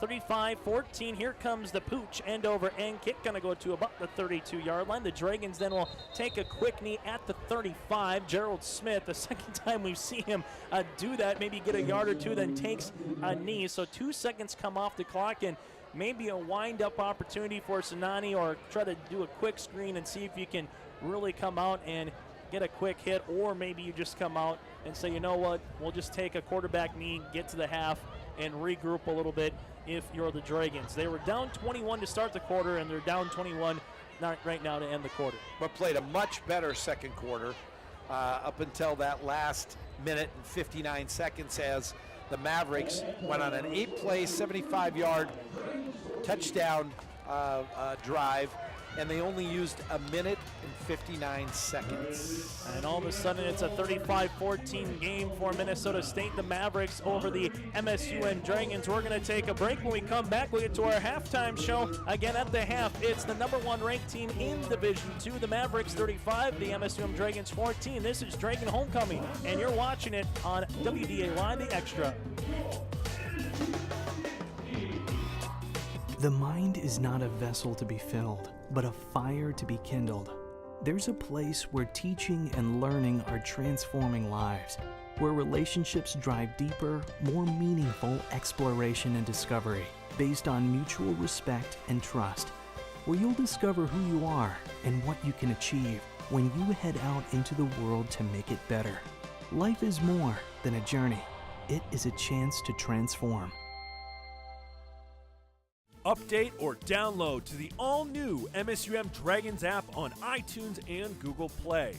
The new app features customized following of only your favorite Dragons teams, incredible in-app live stats and media coverage, and our Fired Up Rewards program all in one easy-to-use app. Update your Dragons app, search MSUM in your app store, or visit msumdragons.com/app to download the new MSUM Dragons app today.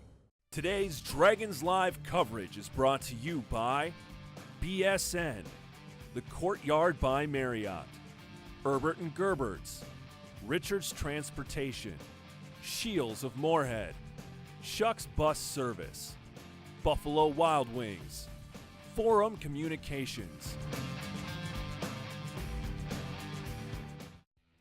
Hello everyone, and welcome to the MSUM Halftime News Break. I'm your host, John Webby Webking. First up, catching up on our Dragons soccer team with head coach Christy Kopitz.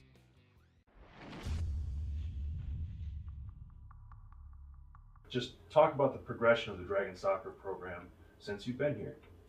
I mean, it really does take a long period of time to make a big difference in terms of results.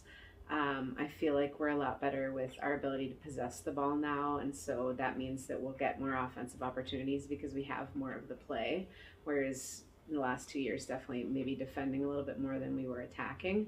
And then I think the players are just a little bit more comfortable in those goal-scoring moments because they're there more often, and so that kind of gives them a little bit of confidence when they are in those moments in the games. And just with now, at least one group having had me for 3 years, they're very clear on the expectations and what they should be doing in certain situations, and I think that helps because they can help the younger players, and everybody just kind of is a little bit more on the same page. There's less questions. Speaking of a few that have been with you now for 3 years, your team is very senior heavy, which is new. What's that like to have so many seniors in your program? They don't quite feel like seniors to me just because I've only had them for 3 years, but I know that they are, and I'll inevitably be sad when they leave at the end of the year. But it's nice because they've obviously been around the program with or without me for, the last 3 years, and so they understand what it takes, and I think that they're highly motivated to make as much of an impact as possible this year because they can see the direction the program's going, and they really want to be part of making the change, from where we've been to where we're going. And so I can really see how motivated they are in every game and really every practice. One piece of your team that is interesting, besides all the other teams that we have here, is you're probably the most geographically diverse group that we have on Dragon Athletics. Talk about what that brings, that diversity brings to your team. I love that part. That was my experience as a player. I was from Canada, played in Minnesota, and I like the different cultures that brings. I like the exposure to different people and different backgrounds and different upbringings. It also means that you're going to have lifelong friends across the country when you do graduate and you are a little bit older. Especially having players from out of the country, they bring their own unique set of different things, like just the way a Canadian talks, or we have a player from Japan, and so introducing her to some American things has been, I think, really unique for her, but also for the other players, just to have a bigger understanding of what's out there in the world. So I love that part. It's one of my favorite things. And how does this team continue to progress? What are some of the goals throughout the season, and what are you focusing on to get to the end in a good way? Yeah, I mean, we really, really would love to make the playoffs, which you have to be top 8 to do that. That would be a really big moment for not only the seniors, but the whole group and all of the alumni, really. But honestly, we're just trying to take it one game at a time, because if we focus too much on that goal, then you lose sight of what the next task is, which for us is our game on Friday, and then turn around and it's got to be focus again for Sunday. And sure, you can take pieces from all the games, but it's really about what are you doing in that next game, and what are you doing to prepare for that next game. And you can't have your eye set too much on the prize, because then I think you lose sight of what you need to do to accomplish that and the small steps that you have to take. Stay right there. We've got more MSUM halftime news break coming up after this short break.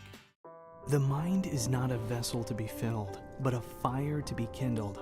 There's a place where teaching and learning are transforming lives, where relationships drive deeper, more meaningful exploration and discovery based on mutual respect and trust, where you'll discover who you are and what you can achieve when you head out into the world to make it better. Life is more than a journey.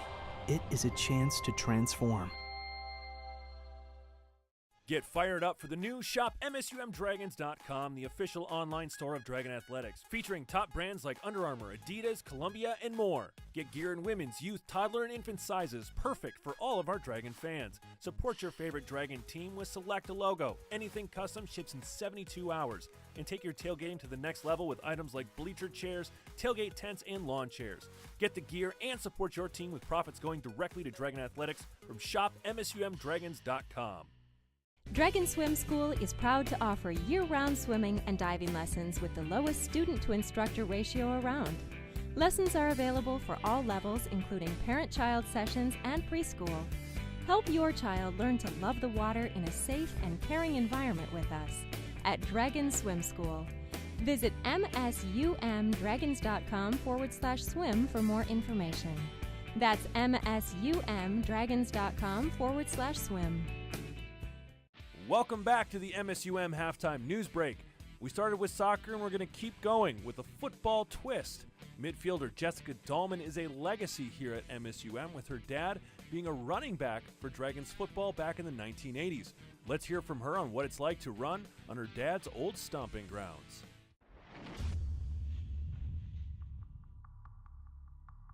What's it like to go to the same school that, your dad went to? It's pretty fun because he was a biology major and I'm a biology major, so he's actually had some of the same teachers, and there's some faculty around the campus that are like, oh, you're John Dahlman's daughter, and I'm like, yeah, which is kind of cool. And my athletic trainer actually was a student trainer when he was playing, so she always talks about how great he was, and it's been just a really fun experience to be able to see how much of an impact my dad made on MSUM, and people still know him to this day. How big of an impact did that have on you coming here? I have a lot of family in this area, so that was a big impact for me wanting to come here, and I knew my dad liked it here, so that definitely was a huge decision for me to come here. What does he have to say about all of this and getting to watch you put on a Dragons uniform like he did? Yeah, I just know he's super proud, and he would have been proud no matter where I went, which I know he would have supported me, but I know it's extra special because he just played right across the street from me. So.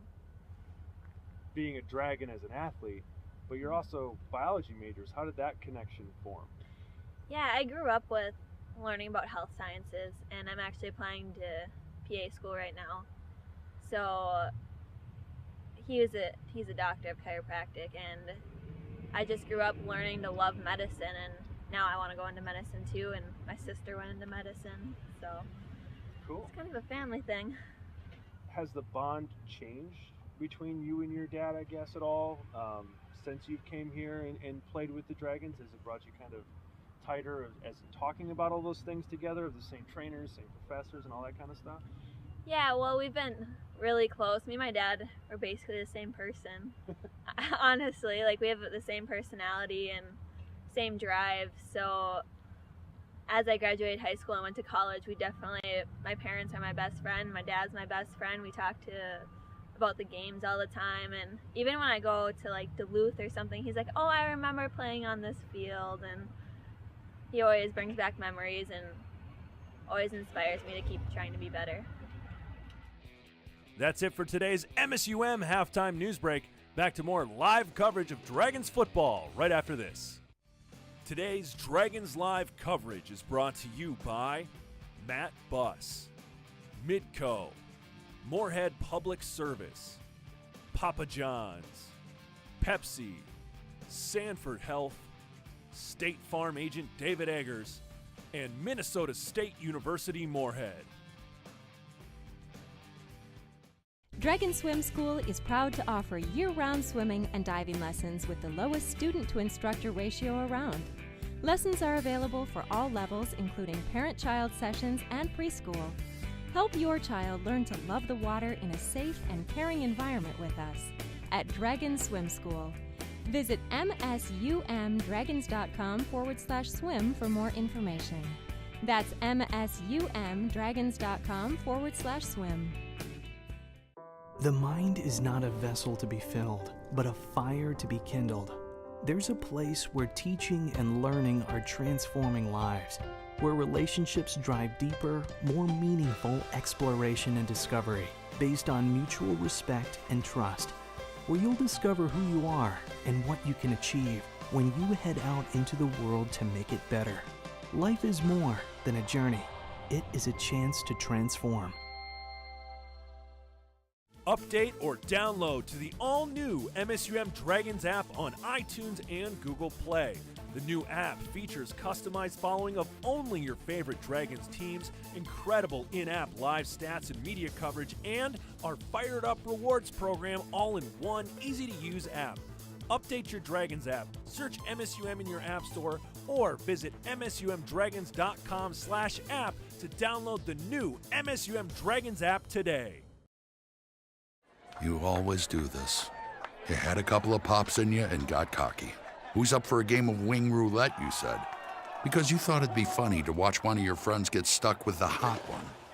But your friends, they got teriyaki, then spicy garlic, and then Asian zing. And now you're looking at the last one and you're thinking, my God, what have I done?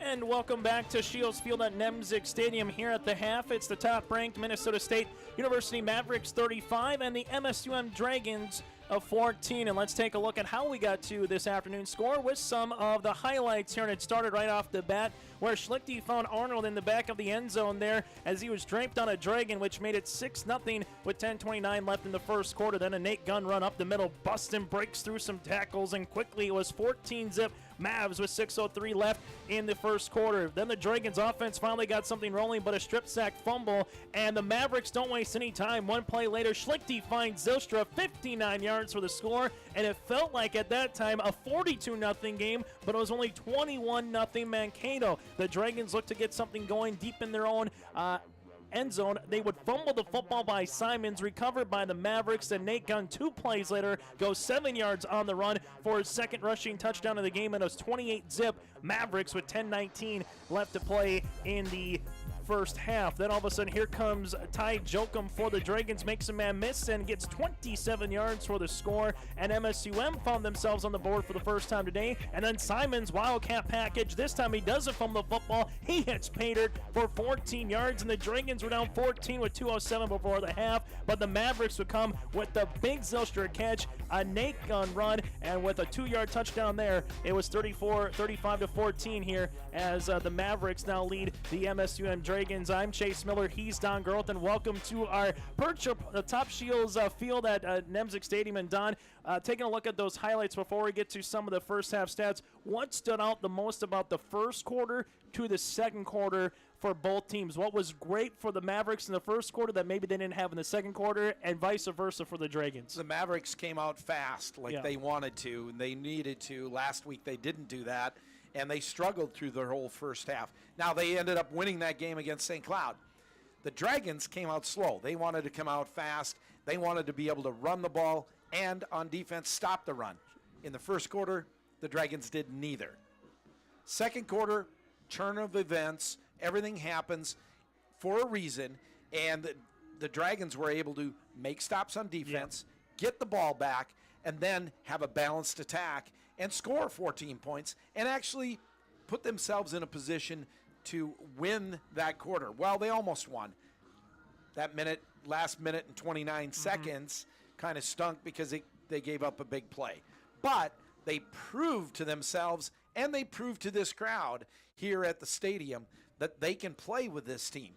They just need to not make mistakes. The fumbles, 2 turnovers, they resulted in a 14, right now. Yeah, it's 14 points right there. No doubt about it. Let's take a look at some of the first half numbers right now. I think if you're going to say, Don, the first half numbers, overall the yards, 256 for Minnesota State to 176 for the Dragons. That's there. It's the 2 turnovers, which we know, as you mentioned earlier, that's the 14 points. But individually, is it Zylstra that just jumps off the page for Mankato, and how do you try to contain a guy that's already got 2 big catches for over 40-plus yards? Well, he's a dude, and you can't put any double coverage out there. You can't do anything like that. You can run zone and try to give over-the-top help, but that still doesn't help because he's 6'5", 225 pounds, can run, jump out of the stadium, and he has 5 catches of the 8 completions by Ryan Schlichte.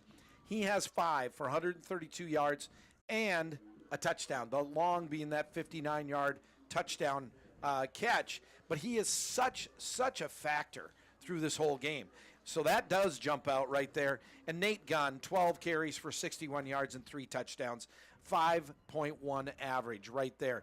The Dragon defense needs to stop that. Now, they did a good job in the second quarter. They were able to stop the run, stop the quarterback from getting his good reads, and that's how they turned it over and got the ball back.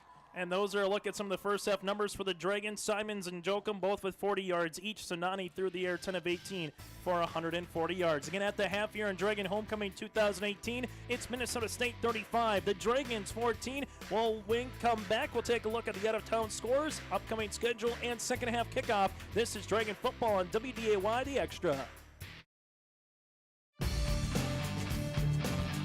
This is Dragons Live.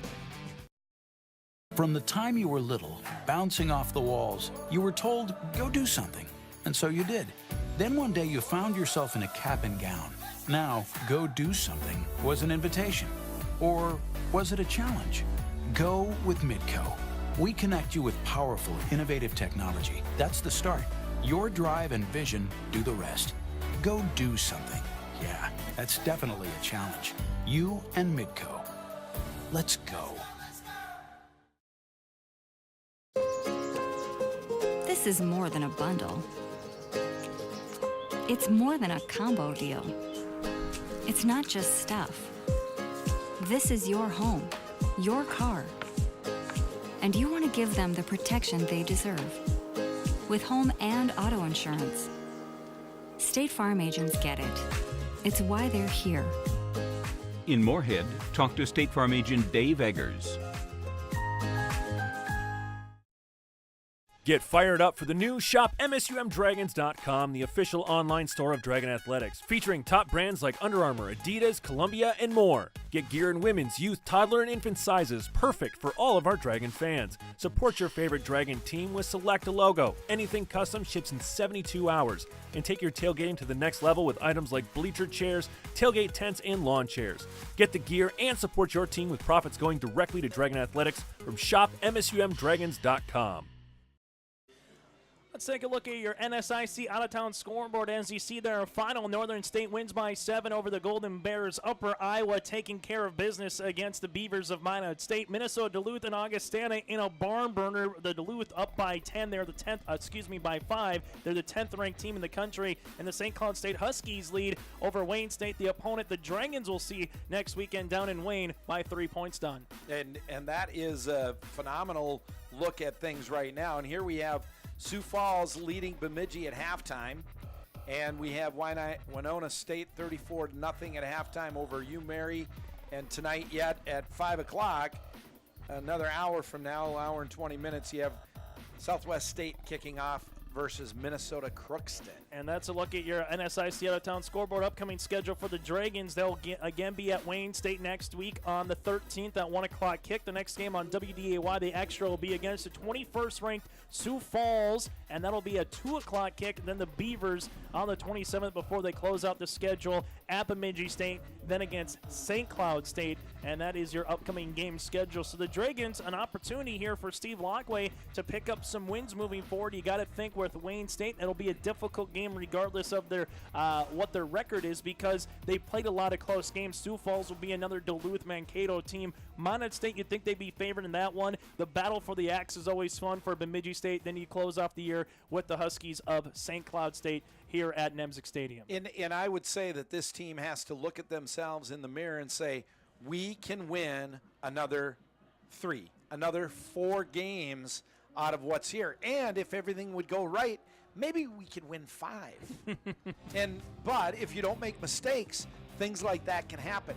So you need to take care of the ball. Here in the second half, I just said it during the break, Chase. I said, wow, 2 stops, get the ball back, score twice, and all of a sudden it's, 35-28? Yeah. Put the pressure on the Mavs here. I think the Dragons can do that. They just need to prove it here on this first series on defense.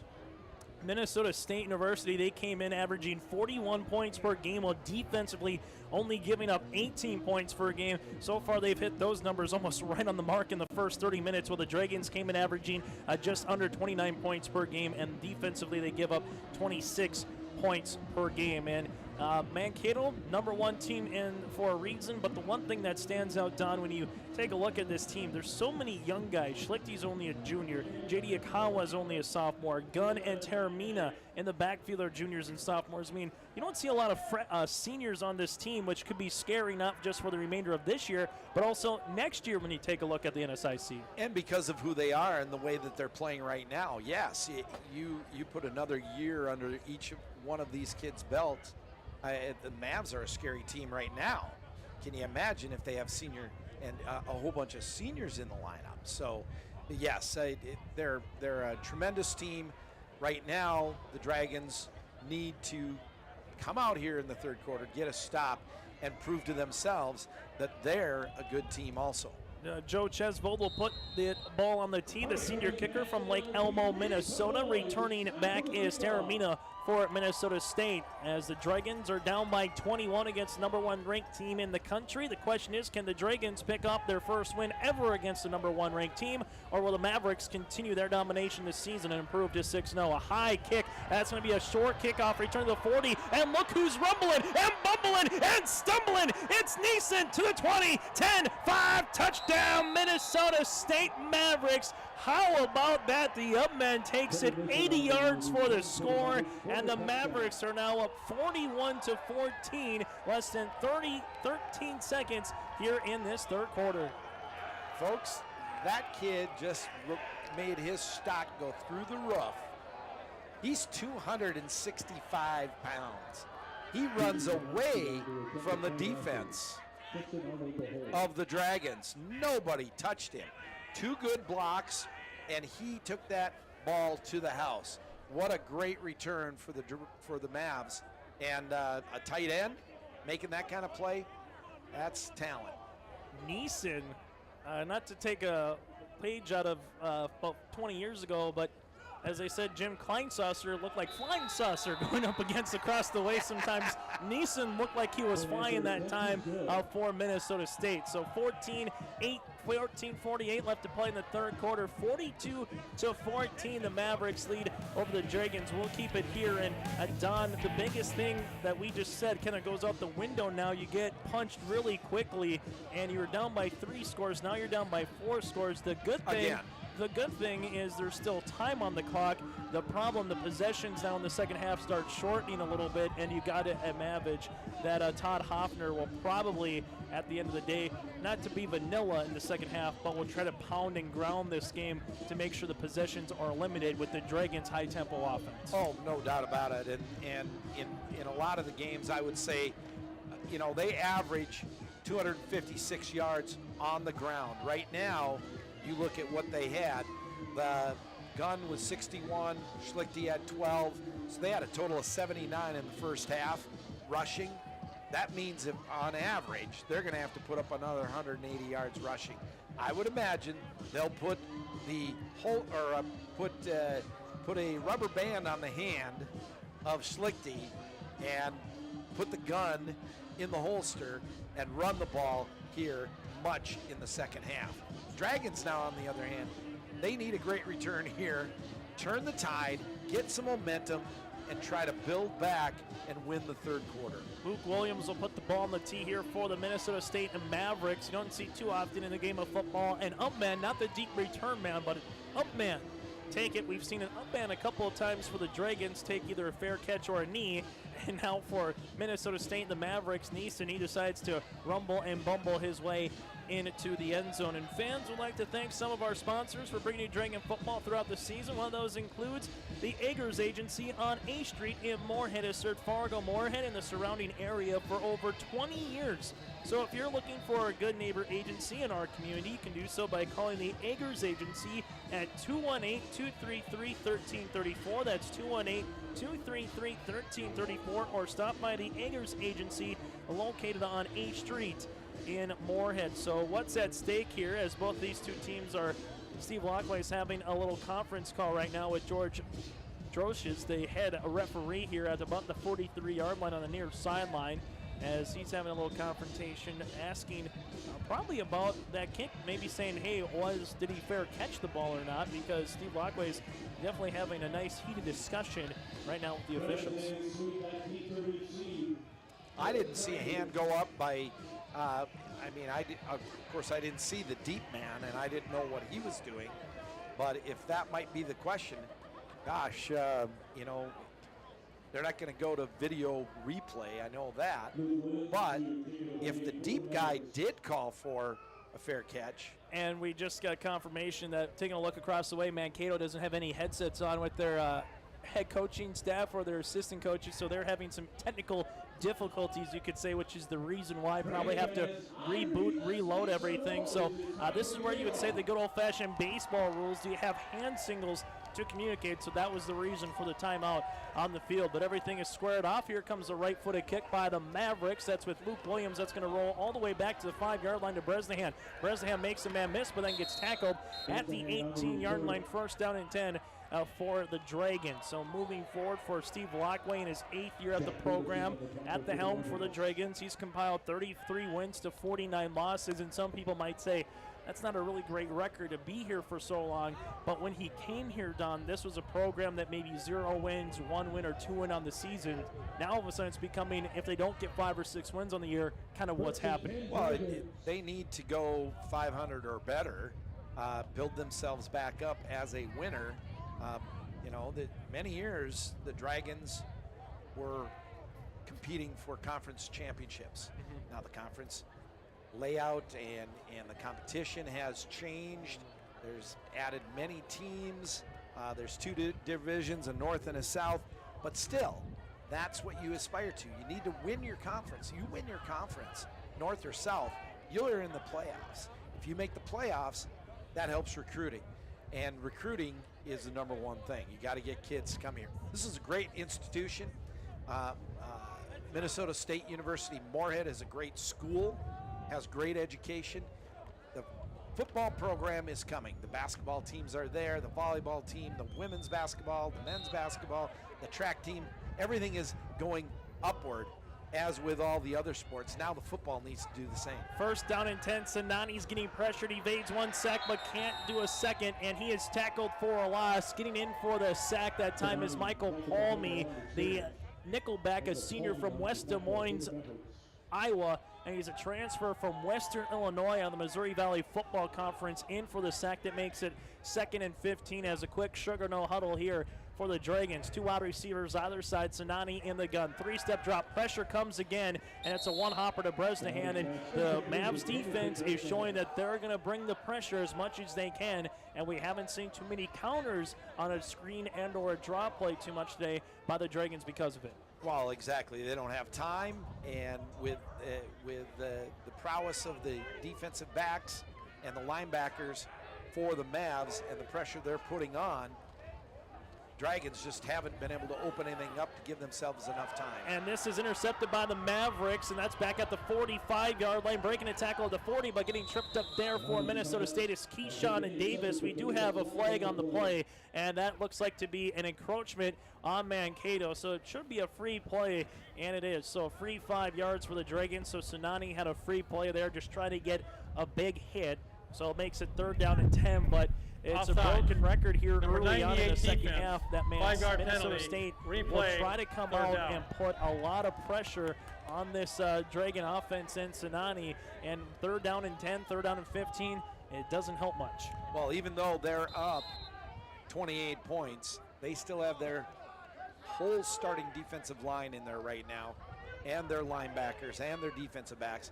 They want to make no doubt about what's going on here. Sanani with a dart that's incomplete to Jake Richter. Richter came for a deep out pattern at about the 30-yard line, had a chance on it. In on the coverage that time was the aforementioned Keyshawn Davis, incomplete. So a 3-and-out to start the second half for the Dragons, and very reminiscent of how the first half started, where the Dragons came out 3-and-out.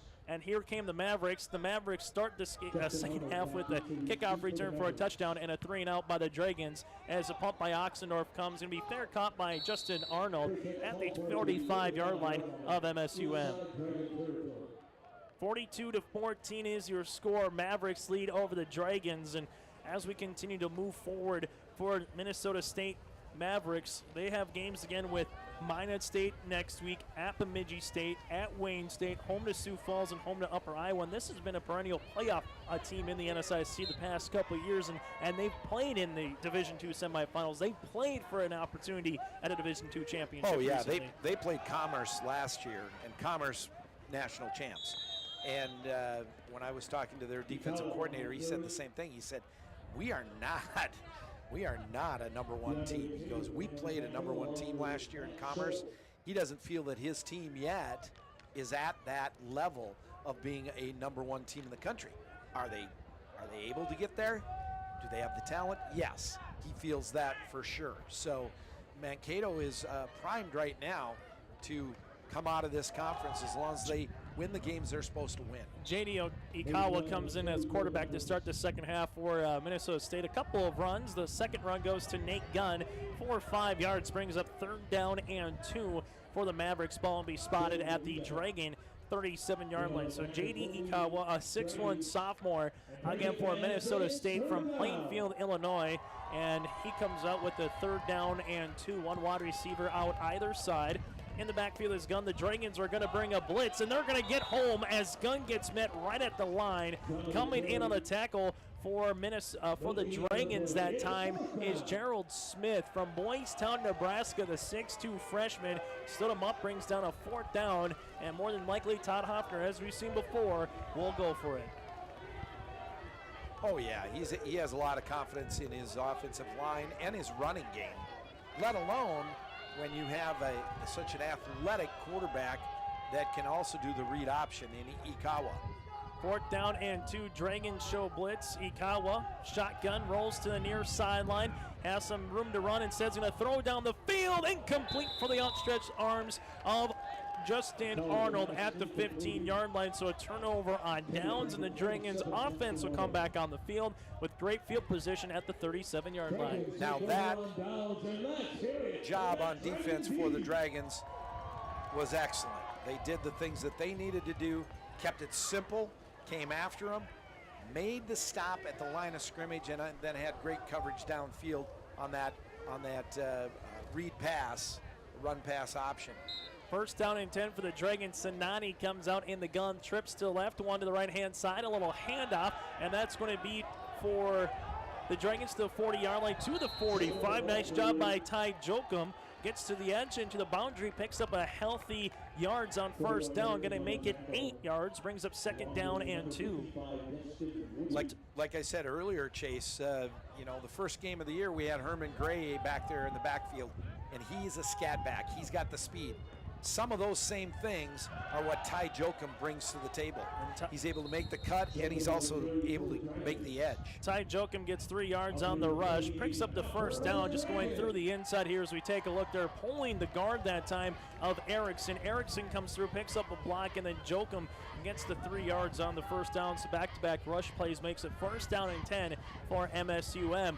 Play action. Jokum's pass is going to be incomplete for Bresnahan, as Bresnahan had that time Cade Johnson draped around him. And I think you got to give credit to Johnson. He's been able to control Bresnahan so far in this game, as Grady just has 3 catches for 17 yards. And Grady has been leading the team in numbers of catches, not in yards, but he leads the team in total catches on the season. 2nd and 10 for the Dragons. Trips to the right, 1 to the left-hand side. 6 men in the box for the Mavericks. They're going to bring a corner blitz, as that's going to be a bouncing play. Jokum to the right-hand side. Gets past the 50-yard line. Then gets pushed out of bounds late. And that is going to be to around the 47, so 4 yards on the rush. And we're trying to see the Dragons, maybe not so much go through the teeth of this Mavericks defense, but trying to bounce to the outside with a couple of these Dragon runs. And they get themselves a good pull by the play side guard. They pull him out, and he's a lead blocker, trying to make that edge and gain that edge. And with the speed that Ty Jokum has, he's able to get around that corner, pick up positive yardage. And every time, if they can do that 3 times in a row, you got a 1st down. Tyler Lazard's the center, has the ball at the 48-yard line. The Mavs will send 5. Jacob Sinani has to roll out to the right-hand side. He's going to throw, has a man open. That's Bresnahan. Bresnahan gets popped at the 15, but comes down with it. It's 32 yards on the pitch and catch. 1st and 10 for the Dragons at the Mavericks' 15-yard line. Great job by the offensive line for the Dragons. And Ty Jokum stepping up, making a block. And then Jacob Sanini able to see downfield and keep his eyes downfield and look for his receiver, and he finds Bresnahan. As Jokum comes to the near sideline to the 15, 10, 5, touchdown, Dragons! On a read option, Sanani hands off to Jokum. Jokum comes around the left corner into the end zone, and the Dragons match the score from the Mavericks to start this second half, and they're back within 3 scores as we take a look at this rush that time for the Dragons. Nice job on the block edge. Jokum is able to get to the edge. Here it is with zone blocking, and you can see that the offensive lineman didn't even have to touch anybody, as the defensive line for the Mavs really broke down and came right down into the middle, thinking that ball was going to go between the tackles. They just hammered it down low, and Ty Jokum was able to make the corner, get out on the edge, and take it home to Pater. Jokum gets the 15-yard rushing touchdown. The point after attempt is missed. And with 10:43 left to play in the third quarter, it's the Mavericks 42, the Dragons 20. This is Dragon Football on WDAY The Extra.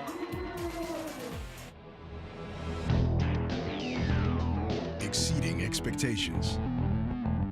Getting better every day. It doesn't happen by chance. Preparation pays off. So the only question to ask yourself is, am I better today than I was yesterday? Exceed yesterday. Choose Sanford Orthopedics and Sports Medicine. After the Ty Jokum touchdown for the MSUM Dragons, they're back within 3 scores.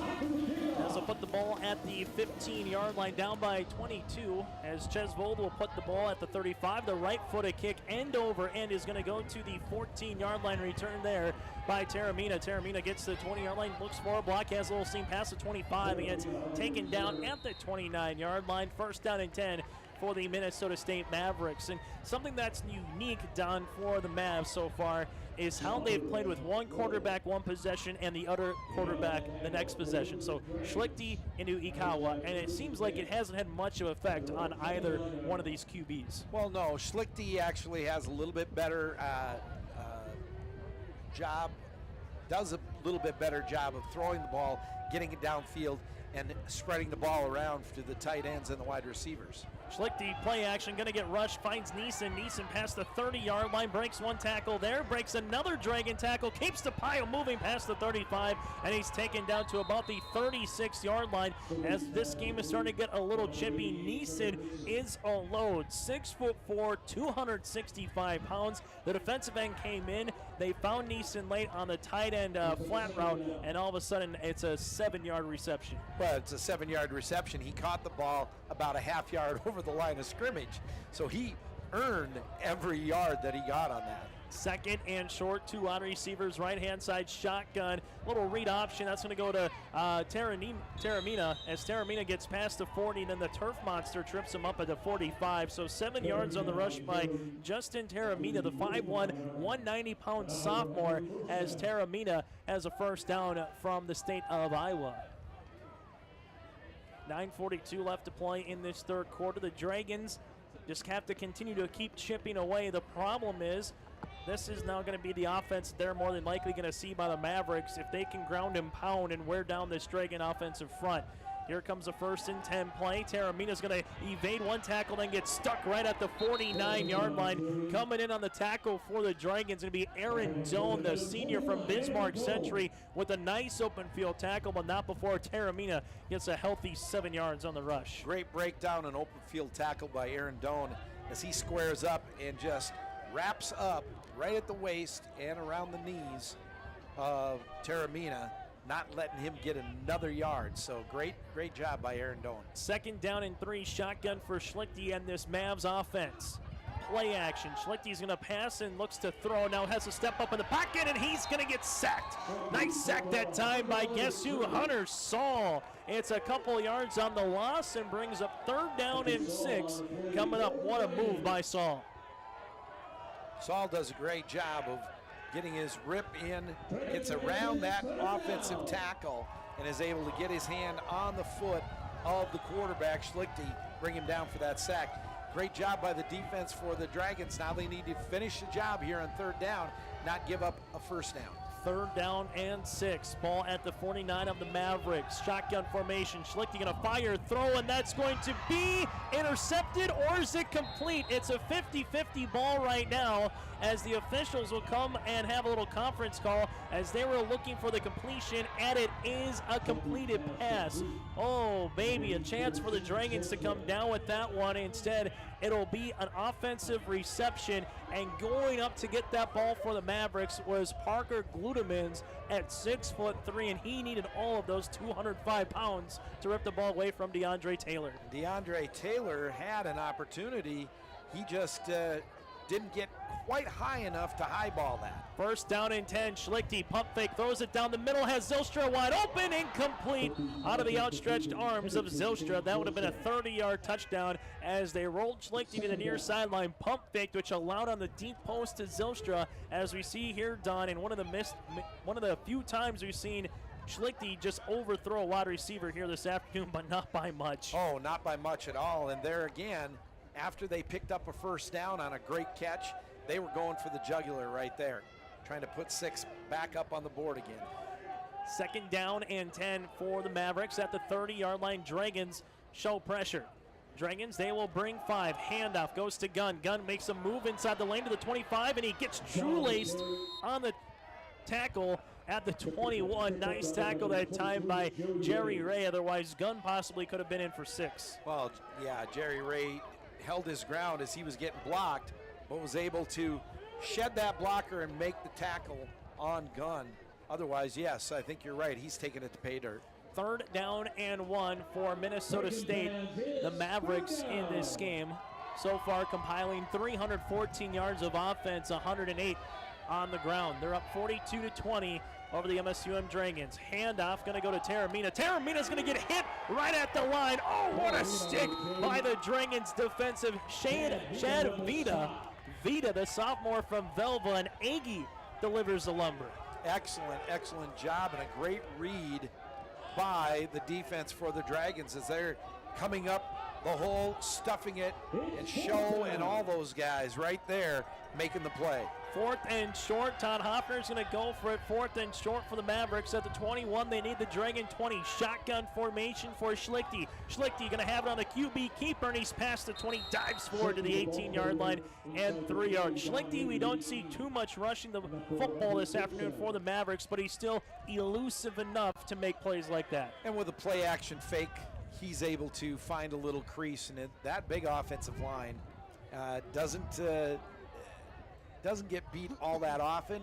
That time they knew what they were doing. They knew they were going to get the 1.5 yards they needed for the first down. 1st down and 10 for the Mavericks. Ball at the Dragon 18-yard line. Last time these two teams met was back in 2016 in Mankato, where the Mavericks came out with a 28-14 win. Play action. Schlichte's going to roll to the near sideline. A flag comes out. Schlichte gets to the 15 to the 10 and runs out of bounds back at the 7.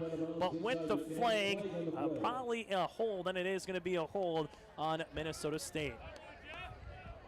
So 1st and 10 becomes 2nd and 20 now. And taking a look at what this Mavericks team has done in the NSIC. You know, they made the NCAA tournament in 2017, 2015, 14, 09, and in 08 as Todd Hoffner on the sidelines. It's just been a phenomenal run for what the Mavericks are doing in Division II and how they're able to be now a perennial power in the NSIC. Oh, there's no doubt about it. They have no problem at 13,000 students at that school, a Division I hockey program, Division II programs in all sports. They don't have a problem because it is like a Division I school because of that hockey that they have, and they're able to recruit and bring kids in. The town is great. Mankato's, the campus is wonderful. Their outdoor stadium is beautiful. They do a nice job down there, and the coach and the coaching staff, their coach, defensive coordinator was telling me, he goes, really, we're like a Division I school. Even though we're not, but kids look at us that way, and we're close to the Twin Cities. We're able to pull a lot from there and from Iowa and South Dakota. After back-to-back penalties of a hold and a false start, Schlichte has it in the gun, going to keep it and duck and run past the 30-yard line to the numbers at the 25, and now another hanky hits the turf at the 24-yard line. So it was 1st and 10 all the way back at about the 18-yard line. You had a hold by the Mavericks. You had a false start by Mankato. And now all of a sudden for Minnesota State, there's going to be another procedure penalty. And this is going to be a legal block in the back from the spot of the foul at about the 24-yard line to mark it to the 34. So something that Todd Hoffner, I'm sure, will go into the drawing room on Monday when they have team meetings saying, there's still situations to work upon, even though right now they have an undefeated record. Yeah, and that is for sure. There's always things to be worked on, and we talked about it earlier. This is a young squad. They've got a lot of young guys that are playing in vital positions and putting up and playing a lot of plays. First and a country mile here for the Mavericks. Pump fake one to Schlichte. Then he finds a man past the 25 to the 21-yard line. That's Arnold. Arnold on the reception now makes it 2nd down and 12 coming up for Minnesota State. Again, Schlichte not going to be an Ikawa where maybe he's going to come out and run a wildcat package, but he's elusive enough to find his way to step up through the pocket and at that time roll to his left and find a man downfield. Yeah, he balances himself and he's able to step up like you said, and then he's able to shift side to side, left or right, and keep his eyes downfield and find his receivers. 2nd and 12, shotgun for Schlichte. Schlichte rolls to the right-hand side, now looking for a man across the backside. That's Neeson, and that is going to be incomplete, but there is contact and a flag, and this looks like it's going to be a flag on the Dragons. Michael Strand, as he was trying to corral the big Neeson at 6'4", where they lined up the tight end on the right-hand side. They bring everybody to the right, and then they try to get that play action back on the left, and right there just going to be a pass interference on Michael Strand. And they're looking for one-on-one coverage like they talked about in the pregame and before the game when I was talking to the coaches. They said they believe in their guys that they can go on a 50-50 ball, that they're going to come down with it more times than not. And that time with Neeson out there on an outside linebacker, old safety, yes, but Michael Strand now playing outside linebacker. Difference in height. You're talking about 6'4", and you're talking about 5'11". Difference in height, and they believe that Neeson can come down with that 50-50 ball. As it's going to be 1st down and goal coming up here for Minnesota State with their white tops and gold bottoms with purple helmets outlined.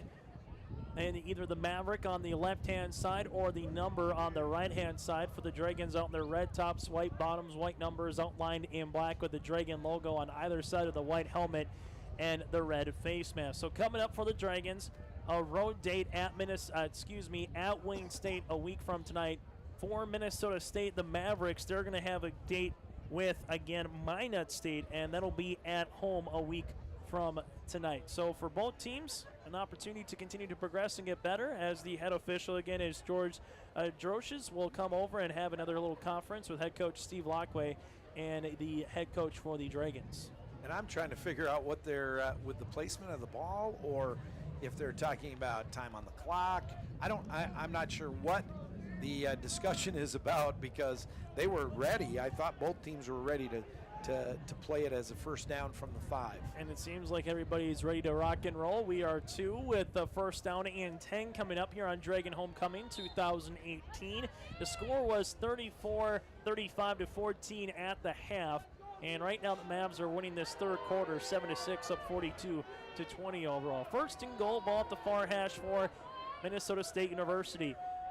Motion man going left to right across the formation. Play action as Schlichte's going to fire into the end zone. Diving for it, coming back on the Dragon end. Is it in? It is. Touchdown for Minnesota State. And coming down with the catch is going to be Arnold.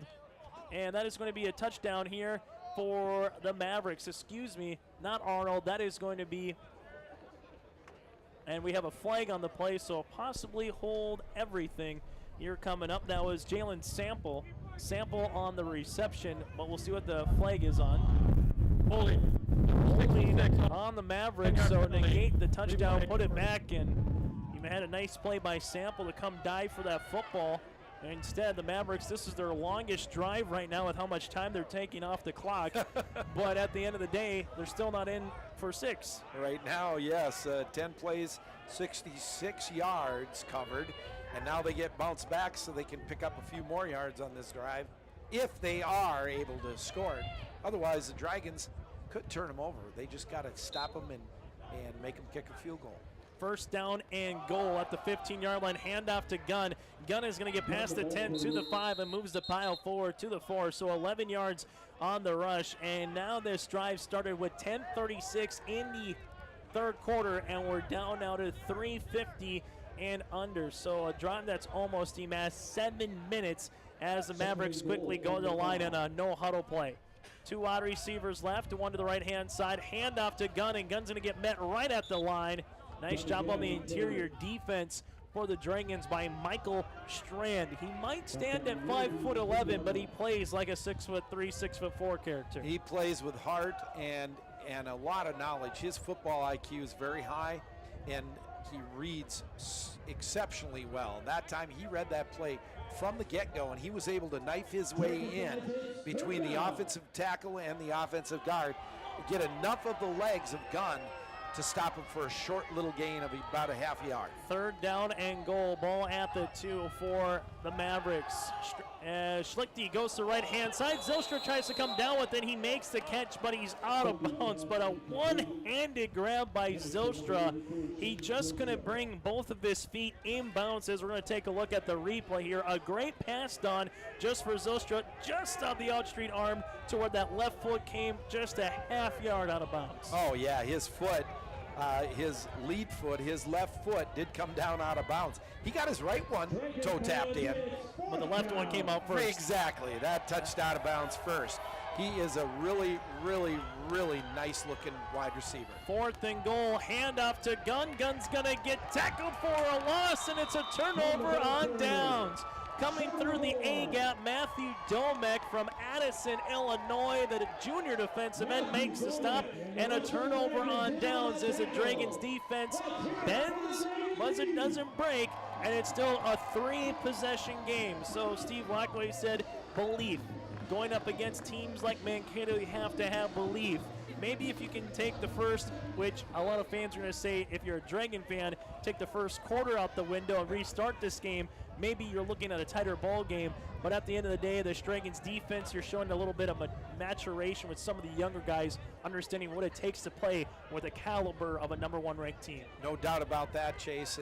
And honestly, you can't spot a good team any points, and you can't have turnovers. The Dragons turned the ball over twice in that first quarter. They also gave up too many points. So defensively, they've gotten better about that bending and not breaking. Offensively, they've shown some real positive things today too.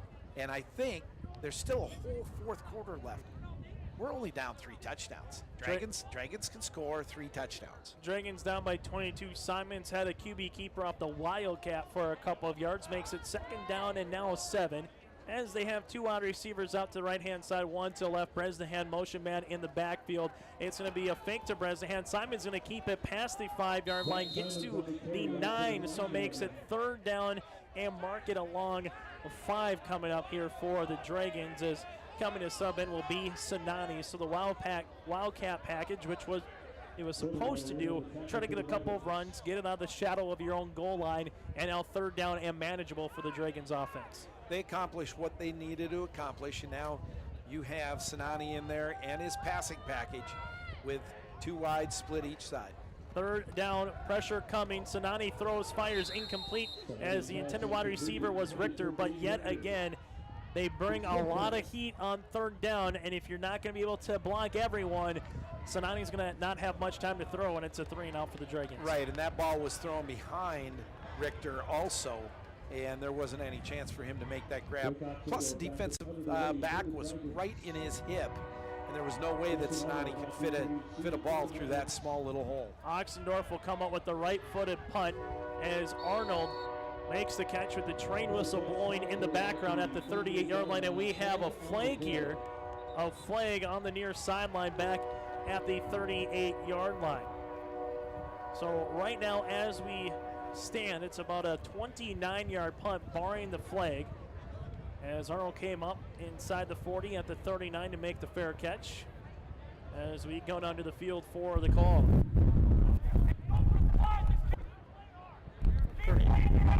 Personal foul, dead ball foul after the play. Number 38 on the receiving. 15. So it's going to be a dead ball foul, so it'll be back to where the end of the kick was. Mark it 15 yards back, and for the Mavericks, instead of having it 1st and 10 at the Dragon 39-yard line, they'll have it 1st and 10 at the 46-yard line, and that's the second time we've seen a delayed penalty called against the Mavericks in this game. Right, and I'm trying to understand when you have a 3-touchdown lead or 22-point lead, what you're doing on a to get a personal foul, a dead ball foul, after the fair catch. I didn't see anything that was terrible, egregious, but must have said something.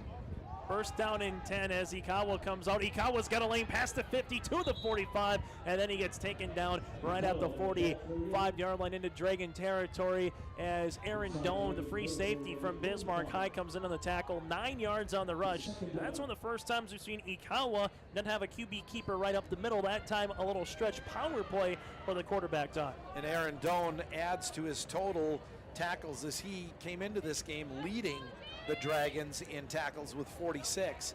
Did a nice job of stopping Ikawa from picking up the 1st down. Handoff goes right up the middle, and the Mavericks only needed 1 yard on the rush. They'll get that and some as we're nearing the end of this 3rd quarter. The rush by Taramina for the Minnesota State Mavericks offense. And there's just a nice 1-2 punch for Taramina and alongside Gunn. Gunn came in with over 228 yards on, 530 yards on the ground, and Taramina has a nice little 1-2 punch for both of those two guys in the backfield for the Mavericks. They are a load to bring down, and they both can move and cut.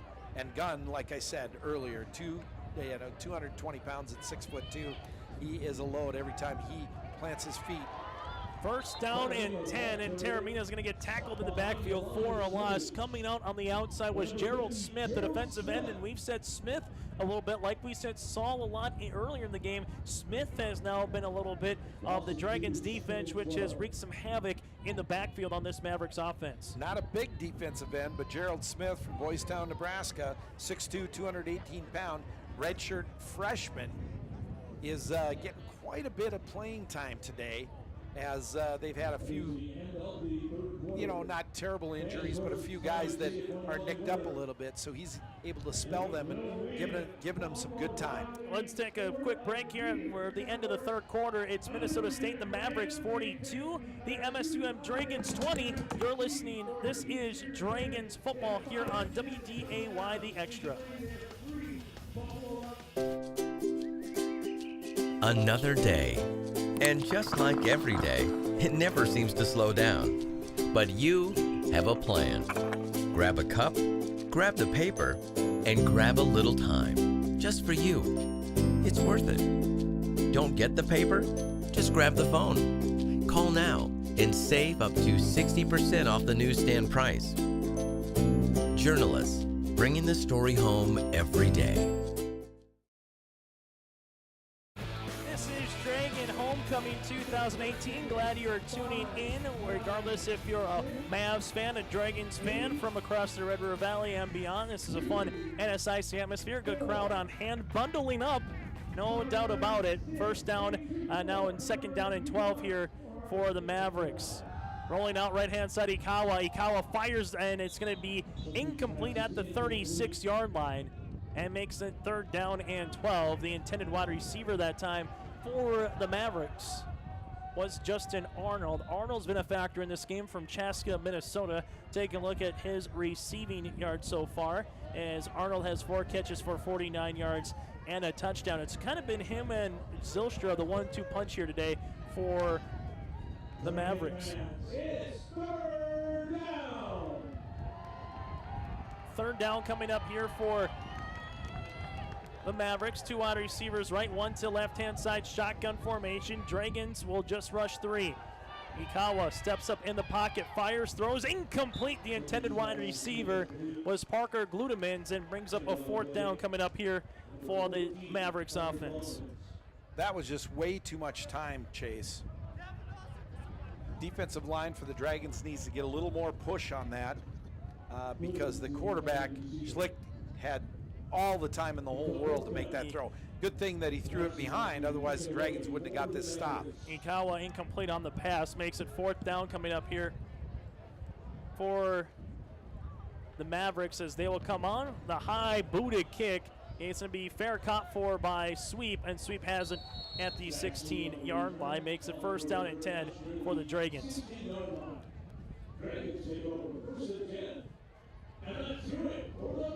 Well, now the Dragons got an opportunity again. They get that stop, and they're able to put their offense back out on the field. Now they need to have some patience. They got 14 minutes here, and they're going to need to have a good balanced offense. Don't get anxious. Just do things right. Chip, and chip away at the defense of the Mavs. Handoff for the Dragons goes past the 20-yard line, past the 22, about the 21. As coming in on the rush that time is Jokum. Jokum with a nice rush, and he's had a pretty productive day so far. Been one of the better running backs for the Dragons offensively here this afternoon. Makes it 2nd down and 5. Sinani going to throw near sideline to Richter. Richter comes up with the catch at the 42. Is he inbounds? Yes! Oh, what a catch by Richter. Past the 40 to the 42, bobbled the football. As we take a look at the replay here, it was man coverage, bobbles it not once, but twice, goes on the back of a Mav, puts his left arm out there, and he comes down with the completion. Sports Center, you bet. Excellent. 1st down and 10. They're looking for Richter again. Richter looked to lay it out Superman style at the 35-yard line. It's been a man-on-man coverage with him and Keyshawn Davis. Davis from Milwaukee, Wisconsin, the senior, trying to pick on him on the outside as Davis will get subbed out for, but they like the matchup with Richter on the outside this afternoon, does MSUM. With one-on-one coverage, Richter is a big body and he's got great hands, and yes, he's been able to come up with some of those grabs. 2nd and 10, Sinani makes a man miss, and then he's going to dive and slide right at about the sticks. He needed the 46. And with the spot we see it here at Nemzik Stadium on Shields Field, it is going to be very, very close. By close, I mean inches. And it looks to be a 3rd down. So 3rd down and short by about the length of your credit card number. 3rd and short coming up for the Dragons. 2 wide receivers left and right. Shotgun formation. Sinani is going to push the pile forward, and that is going to be a 1st down and some as the pile keeps moving. So Sinani that time gets the 1st down with 13:29 left to play in the 4th quarter. Far from being over. It's just everything almost has to go perfect now for the Dragons being down 3 scores. With down 22 points. Oh, most definitely. And now they've sped things up here. They're going no huddle, and they're moving things along, trying to get that ball down as quick as they can to the end zone. 2 wide receivers either side, 4 down linemen. Mavericks bring 4. They go out to the flat, do the Dragons. Get out of bounds to about a couple yards on the connection to Trent Marquardt. The first time we said his name from Glenburg, North Dakota, out in the Minot area. Freshman at 5'9", makes it 2nd down and 7. Good quick feet, good hands, made a great cut, and was able to get separation so Sinani can put the ball on his hands. Mavericks are going to bring some pressure, and Sinani's going to get hog-tied in the backfield for a sack. That comes by Brady Tuckner, the sophomore from Rochester, Minnesota, and it's something that we've said. When the Mavericks bring pressure, they've gotten home a lot in this afternoon's game. And they play that forefront with the 2 linebackers, and when they bring their 2 linebackers, they aren't afraid at all because their defensive backs have had great coverage all game. Plus, they're getting there so quick that Jacob Sinani has no time to look downfield. He's just trying to find a crease to step up into. 3rd and 10, pressure comes by the Mavericks again. Sinani's going to get tackled in the backfield. That's right at the 45-yard line. In on the tackle that time is going to be Jake Shaper.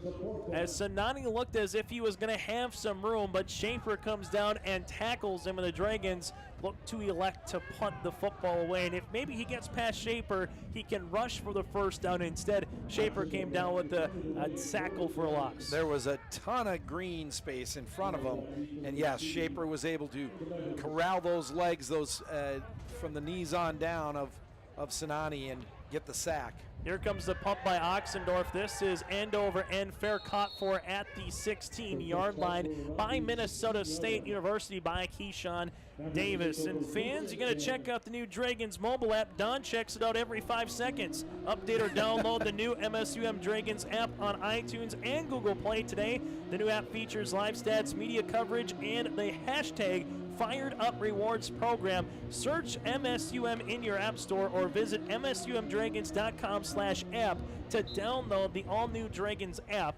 today.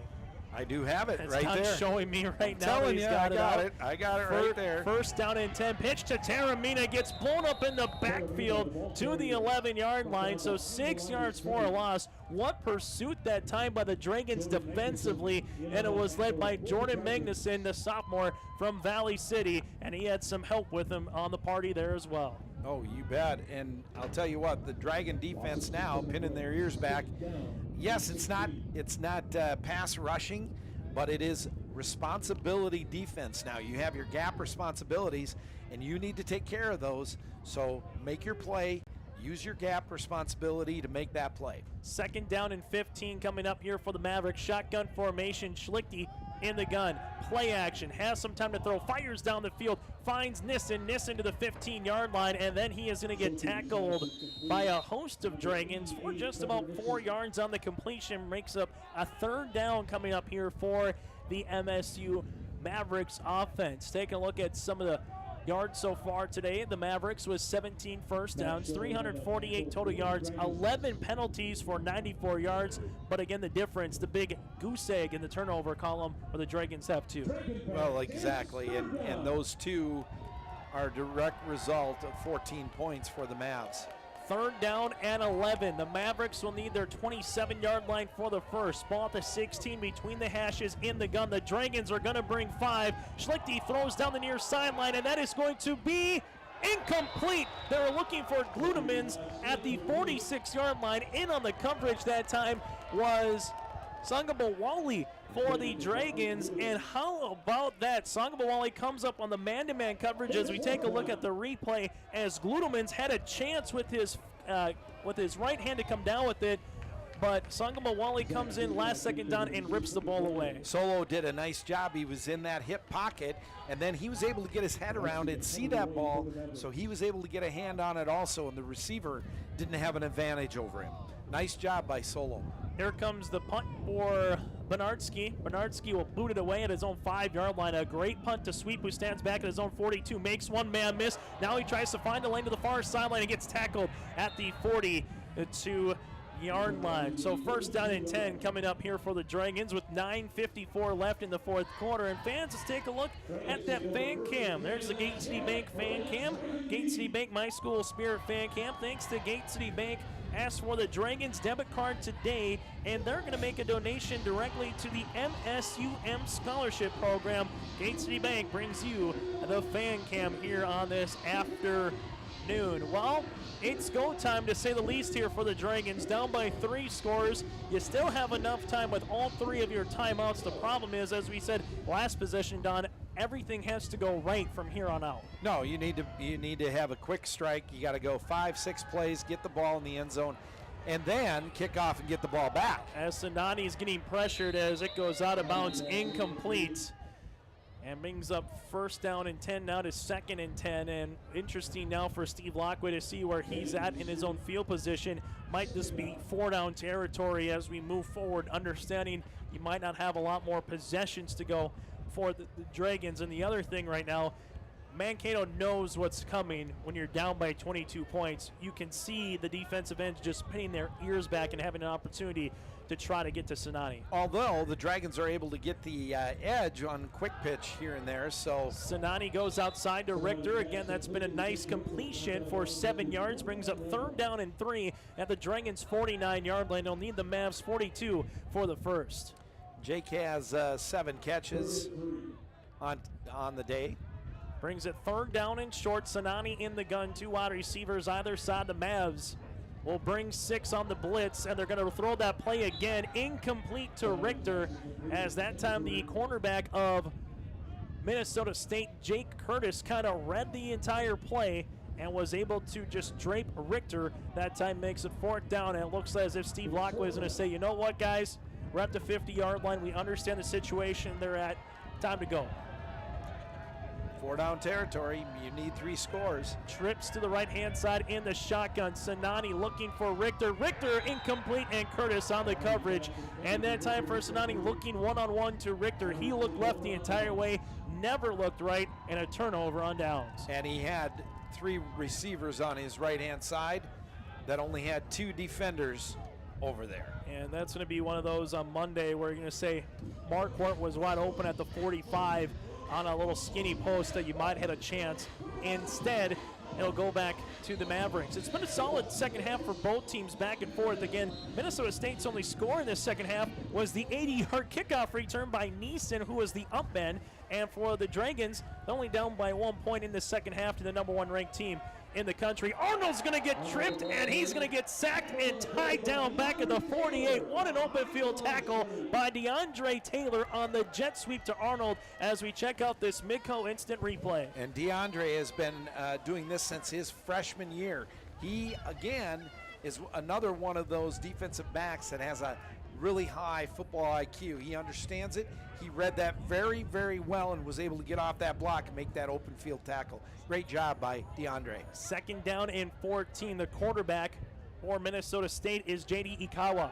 Ikawa lines up, throws, and that is going to be incomplete. The intended wide receiver was Jalen Sample, in on the coverage that time for the Dragons. Nice job there by Jerry Ray, the corner at 5'7", got up and had a chance to make a play, and he did. The corners, Don, are playing a lot better here in the second half for the Dragons. No doubt about that, and Jerry Ray has been a stalwart out there in his left corner position for the last couple years.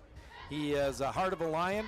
He's not big, but you can count on him because he's going to play good position football and doesn't get beat deep and doesn't usually give up too many completions. 3rd and 15, trips to the right-hand side. Ikawa, 3-step drop, Dragons rush 3. Ikawa comes up in the pocket, and he's going to get tackled at the 45-yard line. Stiff arm to Dragon, gets to the 43. Coming in on the tackle was Jared Smith, and it brings a 4th down. And for Todd Hoffner, he's been a gambling man, and 4th down and 4 with a 3-score lead. That's not going to bother him, as it looks like he's going to go for it, and the Mavericks offense will. Ball's going to be at the Dragon 43. The Mavs need the 39 for the first. 2 wide receivers left, 1 to the right-hand side. Teranima to the right of Ikawa now in the shotgun. Dragons are going to blitz. Ikawa goes to the right-hand side. He's at the 50, looks for a pass to throw, and that's going to be... It looks to be a completion. The hat comes off, and now it's going to be an incompleted pass at the 33-yard line. So the Dragons defense makes a stop, turnover on downs. And Don, I've said it once and I'll say it again. 8 minutes left to play, 3 timeouts in your back pocket. It's a 3-score game. Can the Dragons offense, though, get anything going against this very stuffed and stingy Mavs defense? They have not proved it this half yet to be able to get consistent movement and move the chains down the field and make a score. So they need to decide right now if they're going to get her done. As Jokum's going to go to the left-hand side on the run, and he is going to get tackled for a loss. The loss right there by Alex Gettle, the reigning defensive player of the week in the NSIC. He came into tonight's game with 3.5 sacks, an interception, and 28 tackles on the season. And not only is that a tackle for loss, it's -4 yards on the loss and brings up 2nd and 14 for MSUM. Gettle, he moves very well for a 6'3", 220-pound linebacker. Mavericks bring the corner blitz, and they get home. And coming in on the sack is going to be Jack Curtis. We've seen the corner blitz on a near sideline. That's what they do. As we take a look at the replay, you can see Curtis coming from the far sideline, makes the tackle, and all of a sudden it's 3rd down in a country mile for the Dragons. The Dragons have no one to pick that up on that side, as they only have the 5 offensive linemen. The running back was on the right-hand side, so he's not able to come all the way across and make that make that block. And the Mavericks get another sack as Sanani's going to go down, and it's Chance Bowen for the third time this afternoon gets a sack of Sanani, and the Dragons had it 1st and 10 at the Mavericks 43, and all of a sudden it's 4th down now at their own 25-yard line, 4th down and 28 as the Dragons will have to punt for Oxendorf. I know I said it a few times in the first half.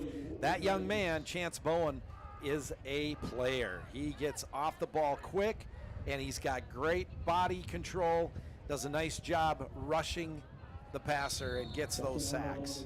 As Arnold will come up for a fair catch at the 41-yard line. And all of a sudden, in this second half, it's been, again, evenly contested between Mankato and MSUM. The Mavericks 5-0 on the season, came in as the #1 ranked team. The Dragons 4-1 on the season. Steve Lockway's 8th year. MSUM trying to do something which they haven't done a lot of, trying to win 8, 9 games, possibly 7, which they've done in recent years. And we're seeing the fundamental steps for this team taking the steps forward. But you're seeing an established program in Minnesota State right now and a team that's trying to be established in the Dragons. Handoff goes to Gunn. Gunn is going to go right up the middle past the 41 to about the 43-yard line, so 2 yards on the rush. Don, what's the biggest thing you take away in this second half?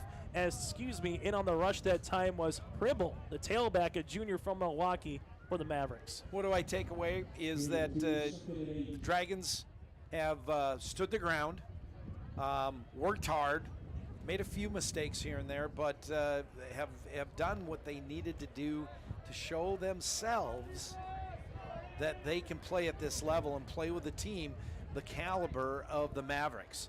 And the Mavericks, they haven't changed what they're doing. They still have their starting units in there, and on defense and on offense. So our 5-yard penalty. The Dragon defense and the Dragon offense just need to be more consistent and do things on a real consistent level every play, every series. That's going to be a false start on Minnesota State. Their 12th penalty for now 99 yards. The Dragons have 3 for 43 in comparison. So 2nd down and 13 now for the Mavericks. Ikawa comes up under center. Handoff, that's going to go to the near sideline, bouncing to about the 40-yard line is going to be Pribble. Pribble gets 2 yards on the rush. He was taken down that time by the Dragons, and it's going to be the tackle by Vita, makes it 3rd down and long. Just a very simple zone blocking play that the Mavericks are coming with. I know they're looking at it, just trying to burn the clock and not do anything to give the Dragons any kind of momentum. And some score comparisons. St. Cloud State lost last week 45-10 to the Mavericks. Winona State lost 31-21, and Concordia St. Paul got mauled 46-13. Handoff, Pribble right up the middle. Nothing there. Dragons make a stop in on the tackle that time. Aaron Doan of Bismarck, and makes up another turnover on downs. And I've been more impressed by the Dragons' defense in the second half, Don. I mean, they've given up now 364 yards. They came in as a defense for MSUM, giving up 396 yards. So you knew they were going to bend, but it was a question of breaking. And the 2 turnovers, we mentioned it, that's been costly. But how the Dragons have played defensively here in the second half, albeit Mankato might be playing a little more vanilla, they've been pretty impressive. Oh, yes, and doing the things that they need to do. And that started in the second quarter. So they have kept pace and done things very, very well. Just a few little lapses when they gave away those couple long pass plays. But other than that, the defense has done their job. The offense now has to be more consistent on a day-to-day basis or on a series-to-series basis and actually produce points. Coming up on our post-game show, we'll get to our electrifying play of the game brought to you by Moorhead Public Service, and we'll get to our newsmaker as well, brought to you by Forum Communications. And, of course, we'll hear from the head coach, Steve Lockway. That's all coming up in our post-game report. Here comes Jacob Sanani, passes out to the far sideline. It's a broken record. If you're going to give a man 5 or 7 yards off the far sideline, you can run a quick slant or a quick out. And Richter, that has been a broken record here this afternoon. Yep, 7 yards hard, plant that foot, go on the out at about 10 or 8 yards, catch that ball. He's a big body. He's a big target when you when you throw the ball that direction. Sanani has some time to throw, goes to the far sideline. Now he's going to try to run for the first down. Going to be awfully close. He needed the 32. They'll mark him at the 33, and it's a first down. But there's 3:38 left to play in the fourth quarter. The clock will stop with Sanani getting the first. Dragons still down by 22 points. Playing for pride right now, playing for positivity too. You need to put some things in that bank so that you can look at it and say, okay, not all was lost. Yes, we lost a game, but we did these things right, and these things are the things we need to clean up. Right now, with this little over 3 minutes left here in the fourth quarter, the score 42-20. We're not going to score 3 touchdowns in 3 minutes. But can we get another one? Can we put one on the board against a pretty darn good defense? Marquardt was the intended wide receiver that time. Sanani one-hopped him at the 45-yard line, makes it second down and 10. Two wide receivers either side as they have the coach's cam right now, as you can see on our screen, as you're seeing Steve Lockway on the action one-on-one. This pass is incomplete as they were looking for Richter on that one. The coach's cam is presented by BSN. MSUM's Nike and Under Armour partner is BSN Sports. And always fun to kind of see what the coaches are doing on the sideline, the hand signals that you get to see, how their reaction is, because whether you're up by 20 or down by 20, sometimes you can't tell. With some coaches, Steve Lockway you can a little bit more, but other coaches you might never know. Makes it third down and 10. Pressure coming. Sanani able to evade it, throws it down the field, has a man open at the 33, a cut at the 31-yard line. First and 10 Dragons, and how about Marquardt with this first catch of the day? Ball at the Maverick 31. And what a great job by Sanani, stepping up, making some room, just finding a way to make a play. And did a nice job of getting that ball downfield. And then the adjustment that Marquardt made to get onto that ball and was able to come back and make the catch. Great job. Good, very good pass and a very good catch by two great players just trying to make a play. And like I said, with 3 minutes left, positivity. Build on it. Build on those little wins. Try to score here, get a score before the end of this game. You know, my favorite play in football is the onside kick. So I like just to maybe see an onside kick in a game. And it's going to have to take 6 by here, the Dragons, if it does get to that point, as the Dragons have it now first and 10 at the Maverick 31-yard line. MSUM in this game so far with 314 yards of total offense, 102 yards on the ground, both teams with 17 timeouts. And the Dragons were down 21-0 in the first quarter. They were actually down 28-0 in the second. They scored 2 times in the second quarter, but that backbreaker done before the half where you had Zylstra for a 45-yard completion, and then a couple plays later, Gunn runs it in for a 2-yard touchdown. And at that point, you didn't feel like that was a knockout punch, but you felt like a couple teeth, so to speak, kind of came out of the face. No doubt about it that the Dragon defense in less than 2 minutes gave up a score at the end of that half, and it did change the dynamics of the game coming out after half. To start the third quarter, it did change things. Let's, for all your Dragon info, visit MSUMDragons.com for the latest news and scheduling information for all of your favorite Dragon sports. Coming up, we'll get to basketball and the wrestling season. The official website of Dragon Athletics is MSUMDragons.com. First down and 10 for MSUM.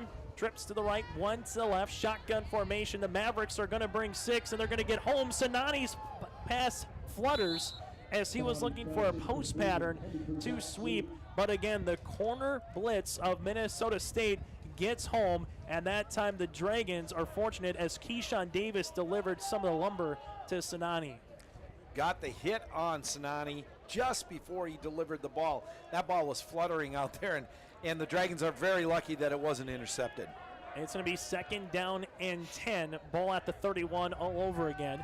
Sanani, shotgun, going to roll to the near sideline, looks for a man, fires, and it's going to be incomplete. And Don, one thing that we've seen, so whether it's on the far sideline at the far hash or on the near hash, if the ball is at the hash, you can almost bet the Mavs with this point lead, they're going to be bringing one of their corners or a safety to bring some pressure on Sanani, and they've done that a lot here in this fourth quarter. They're bringing the short side corner and or that strong safety. They're bringing him every time because they know Jacob Sanani is going to be trying to set up to throw the ball. And the offensive line is doing a nice job. They just cannot account for that blitz. 3rd down and 10. The blitz comes. Sinani tries to evade a second. He is going to get met in the backfield by not 1, but 2, but 3 Mavs. And in on the sack for Minnesota State is going to be Zach Dodge, a senior from Salem, Wisconsin, as we take a look at the replay here. And the pocket collapsed yet again, makes it 4th down and now about 18 coming up here for the Mavericks. And that's 7 guys versus our 5. The Dragons only have 5 offensive linemen. The running back takes a fake. He didn't make a block, and they brought everybody up front. So they had 7 against 5, and they got the sack. They've been doing it now pretty much the whole second half. As the Mavericks bring 6 this time, and they get home yet again. In on the sack is Zach Dodge, this senior again, back-to-back sacks, and it's going to be a tackle of a loss of about 15 yards as we take a look at the Midco replay. Quick feet, and the defensive ends are doing their job because Jacob Sinani is looking and he's going, I have nowhere to go. Come on, guys, you got to block up front. Help me out a little bit so that I can plant my feet and actually deliver a ball. Brings up 1st down and 10 for the Mavericks with just the opportunity now to kill the clock with 2 minutes and 3 seconds left to play. Up by 22, 42-20 is your score. Handoff. That's going to go from right to left on the run. Brings up a couple of yards for the Mavericks, and now 2nd down and 8. And Don, you mentioned about positivity. I think both of these teams will look at this game and say there's things they can tinker with, there's things they can continue to move forward. But this was a measuring stick game for this Dragons team at where they're at after losing, 60-7 against the UMD Bulldogs up at Duluth. There was 5 turnovers in that game, why they kind of lost by a wide margin, but better showing here this afternoon, I would say, by the Dragons against a perennial power. Oh, for sure, and the number 1 ranked team in the country in Division II football.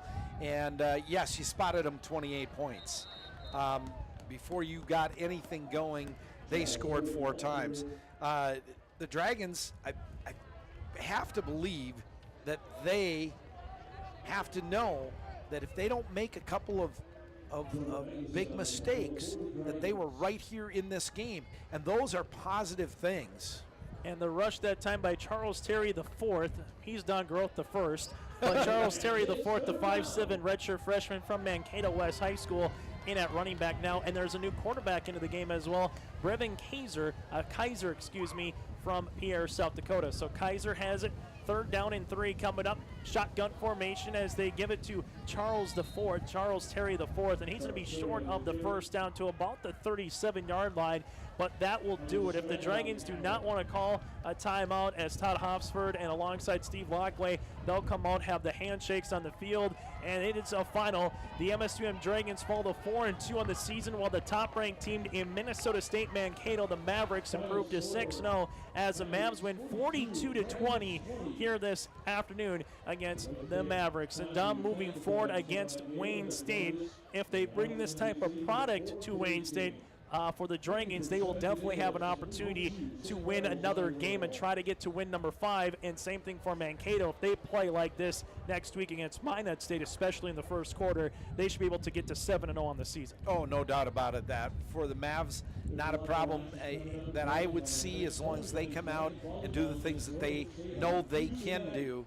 and they do it from the get-go like they did today. The Dragons, yes, they can't make mistakes. They aren't a team that has enough power on the offense or the defensive side to make any real mistakes. Do not turn the ball over. If they can hold down the turnovers, that is a big key for this team. Depth and those things.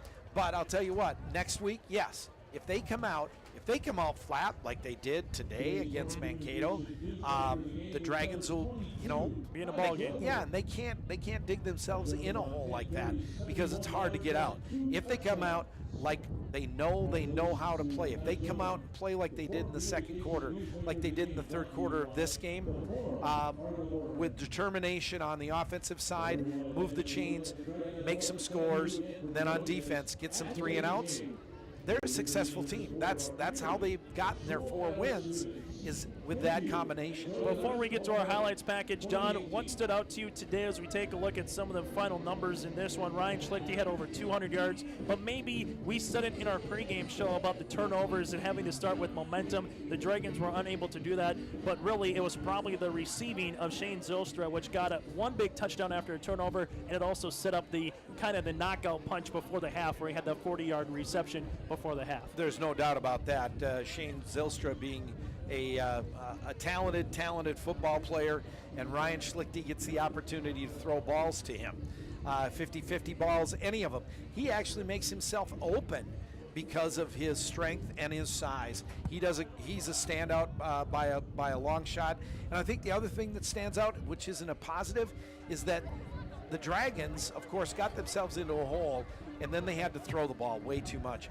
They had not a balanced offense. Their offensive balance wasn't there, and the Dragons, to be successful, have to have a balanced offense.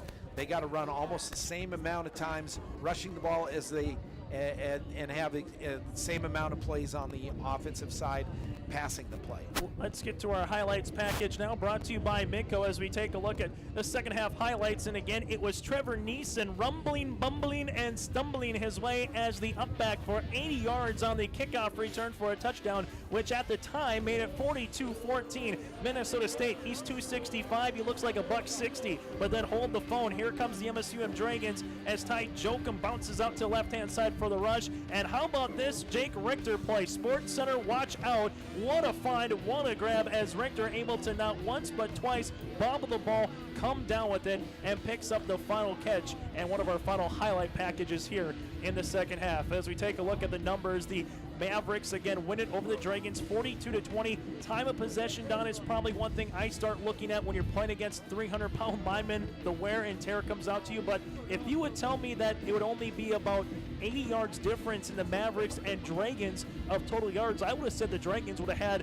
undoubtedly a shot in this game. It's just the turnover bug always kills going up against a number one ranked team. You got it. The difference in the game was 22 points. 14 of those were direct result of those two fumbles that the Dragons had, and the Mavericks, they capitalized on it. They took those two mistakes and made them pay. The Dragons paid the price on those two. Plus, rushing. Now, like I was alluding to, the Dragons didn't get a chance to reach their average on the season of about 170, 175 yards rushing per game. That's where they want to be. They just as soon throw for 200, run for 200, that's 400. They would like to be that balanced. They had no chance in being balanced today, and the rushing attempts even were a lot less than what they should be for a team that wants to win games. That is, again, our second half highlights and stats package brought to you by Midco. Let's get to now our electrifying play of the game brought to you by Moorhead Public Service. And it's the Trevor Neeson again. Kickoff return to start the second half, and it was electrifying because look what he did. He broke into the near sideline, made a man miss, and then all of a sudden he was able to just ease his way into the end zone, and he thought, hey, if the Dragons can maybe get a 3-and-out or a turnover to start the second half of play, that here you go, you can possibly get back within 2 scores, but instead Trevor Neeson takes that away, and that's our electrifying play of the game. And presented by Moorhead Public Service reminds you to save water and electricity. Take a shower instead of a bath like Don and I do sometimes. For more energy and saving tips, log on to brightenergysolutions.com. Saving energy and saving money. And from our electrifying play of the game, let's get to our newsmaker brought to you by the Forum of Fargo Moorhead. And this was the run by Nate Gunn, the newsmaker of the game. Again, the second rushing touchdown, or the second score of the game, able to pop it in there. You saw the fake jet sweep, broke one tackle, broke another, and then on this one, this was after the fumble recovery by MSUM, able to go in for score, and then his third rushing touchdown, just a 2-yard rush by Nate Gunn, and he was our newsmaker of the game, presented by Forum of Fargo Moorhead. Call 241-5445 today to get the Forum of Fargo Moorhead delivered tomorrow to your front door. So, Don, as we take a look at the final numbers of this game, we mentioned about Zylstra, and alongside with the final numbers in this one, the Dragons fall to 4-2. Minnesota State goes to 6-0 in the season. We kind of put a little bit of a wrap on this one. Moving forward, if you're Todd Hofsford and Mankato. They came in with the first punch. They didn't start off slow like they did against St. Cloud State last weekend, but they had a slow second quarter, and they didn't have the greatest second half. What's things to work on if you're a Mavericks fan moving forward? Well, just like I said before we started this game, that their defensive coordinator said he wasn't sure they're number one team in the country. And I'm going to say they're going to go back to work on their end because they have a lot of work to do. There are a lot of things that they need to make shipshape and put together. The Dragons can take a lot of positives out of this. They hung in there. They kept digging. They kept working hard to have positive plays. Defensively and offensively, they did a lot of great things. Just the mistakes. Got to clean up those mistakes and be more consistent. Don, it was a fun homecoming. A fellow Dragon to a fellow Dragon. Glad to be part up here. Yeah, Thanks to Steve DeStatio for allowing me to pinch hit for him this afternoon, alongside with Alex Nelson and everybody back at the booth. Great job here from Nemzik Stadium at Shields Field. Until 2 weeks from today when the Dragons are back home there at Wayne State next week. That does it for Dragons football here on WDAY, The Extra.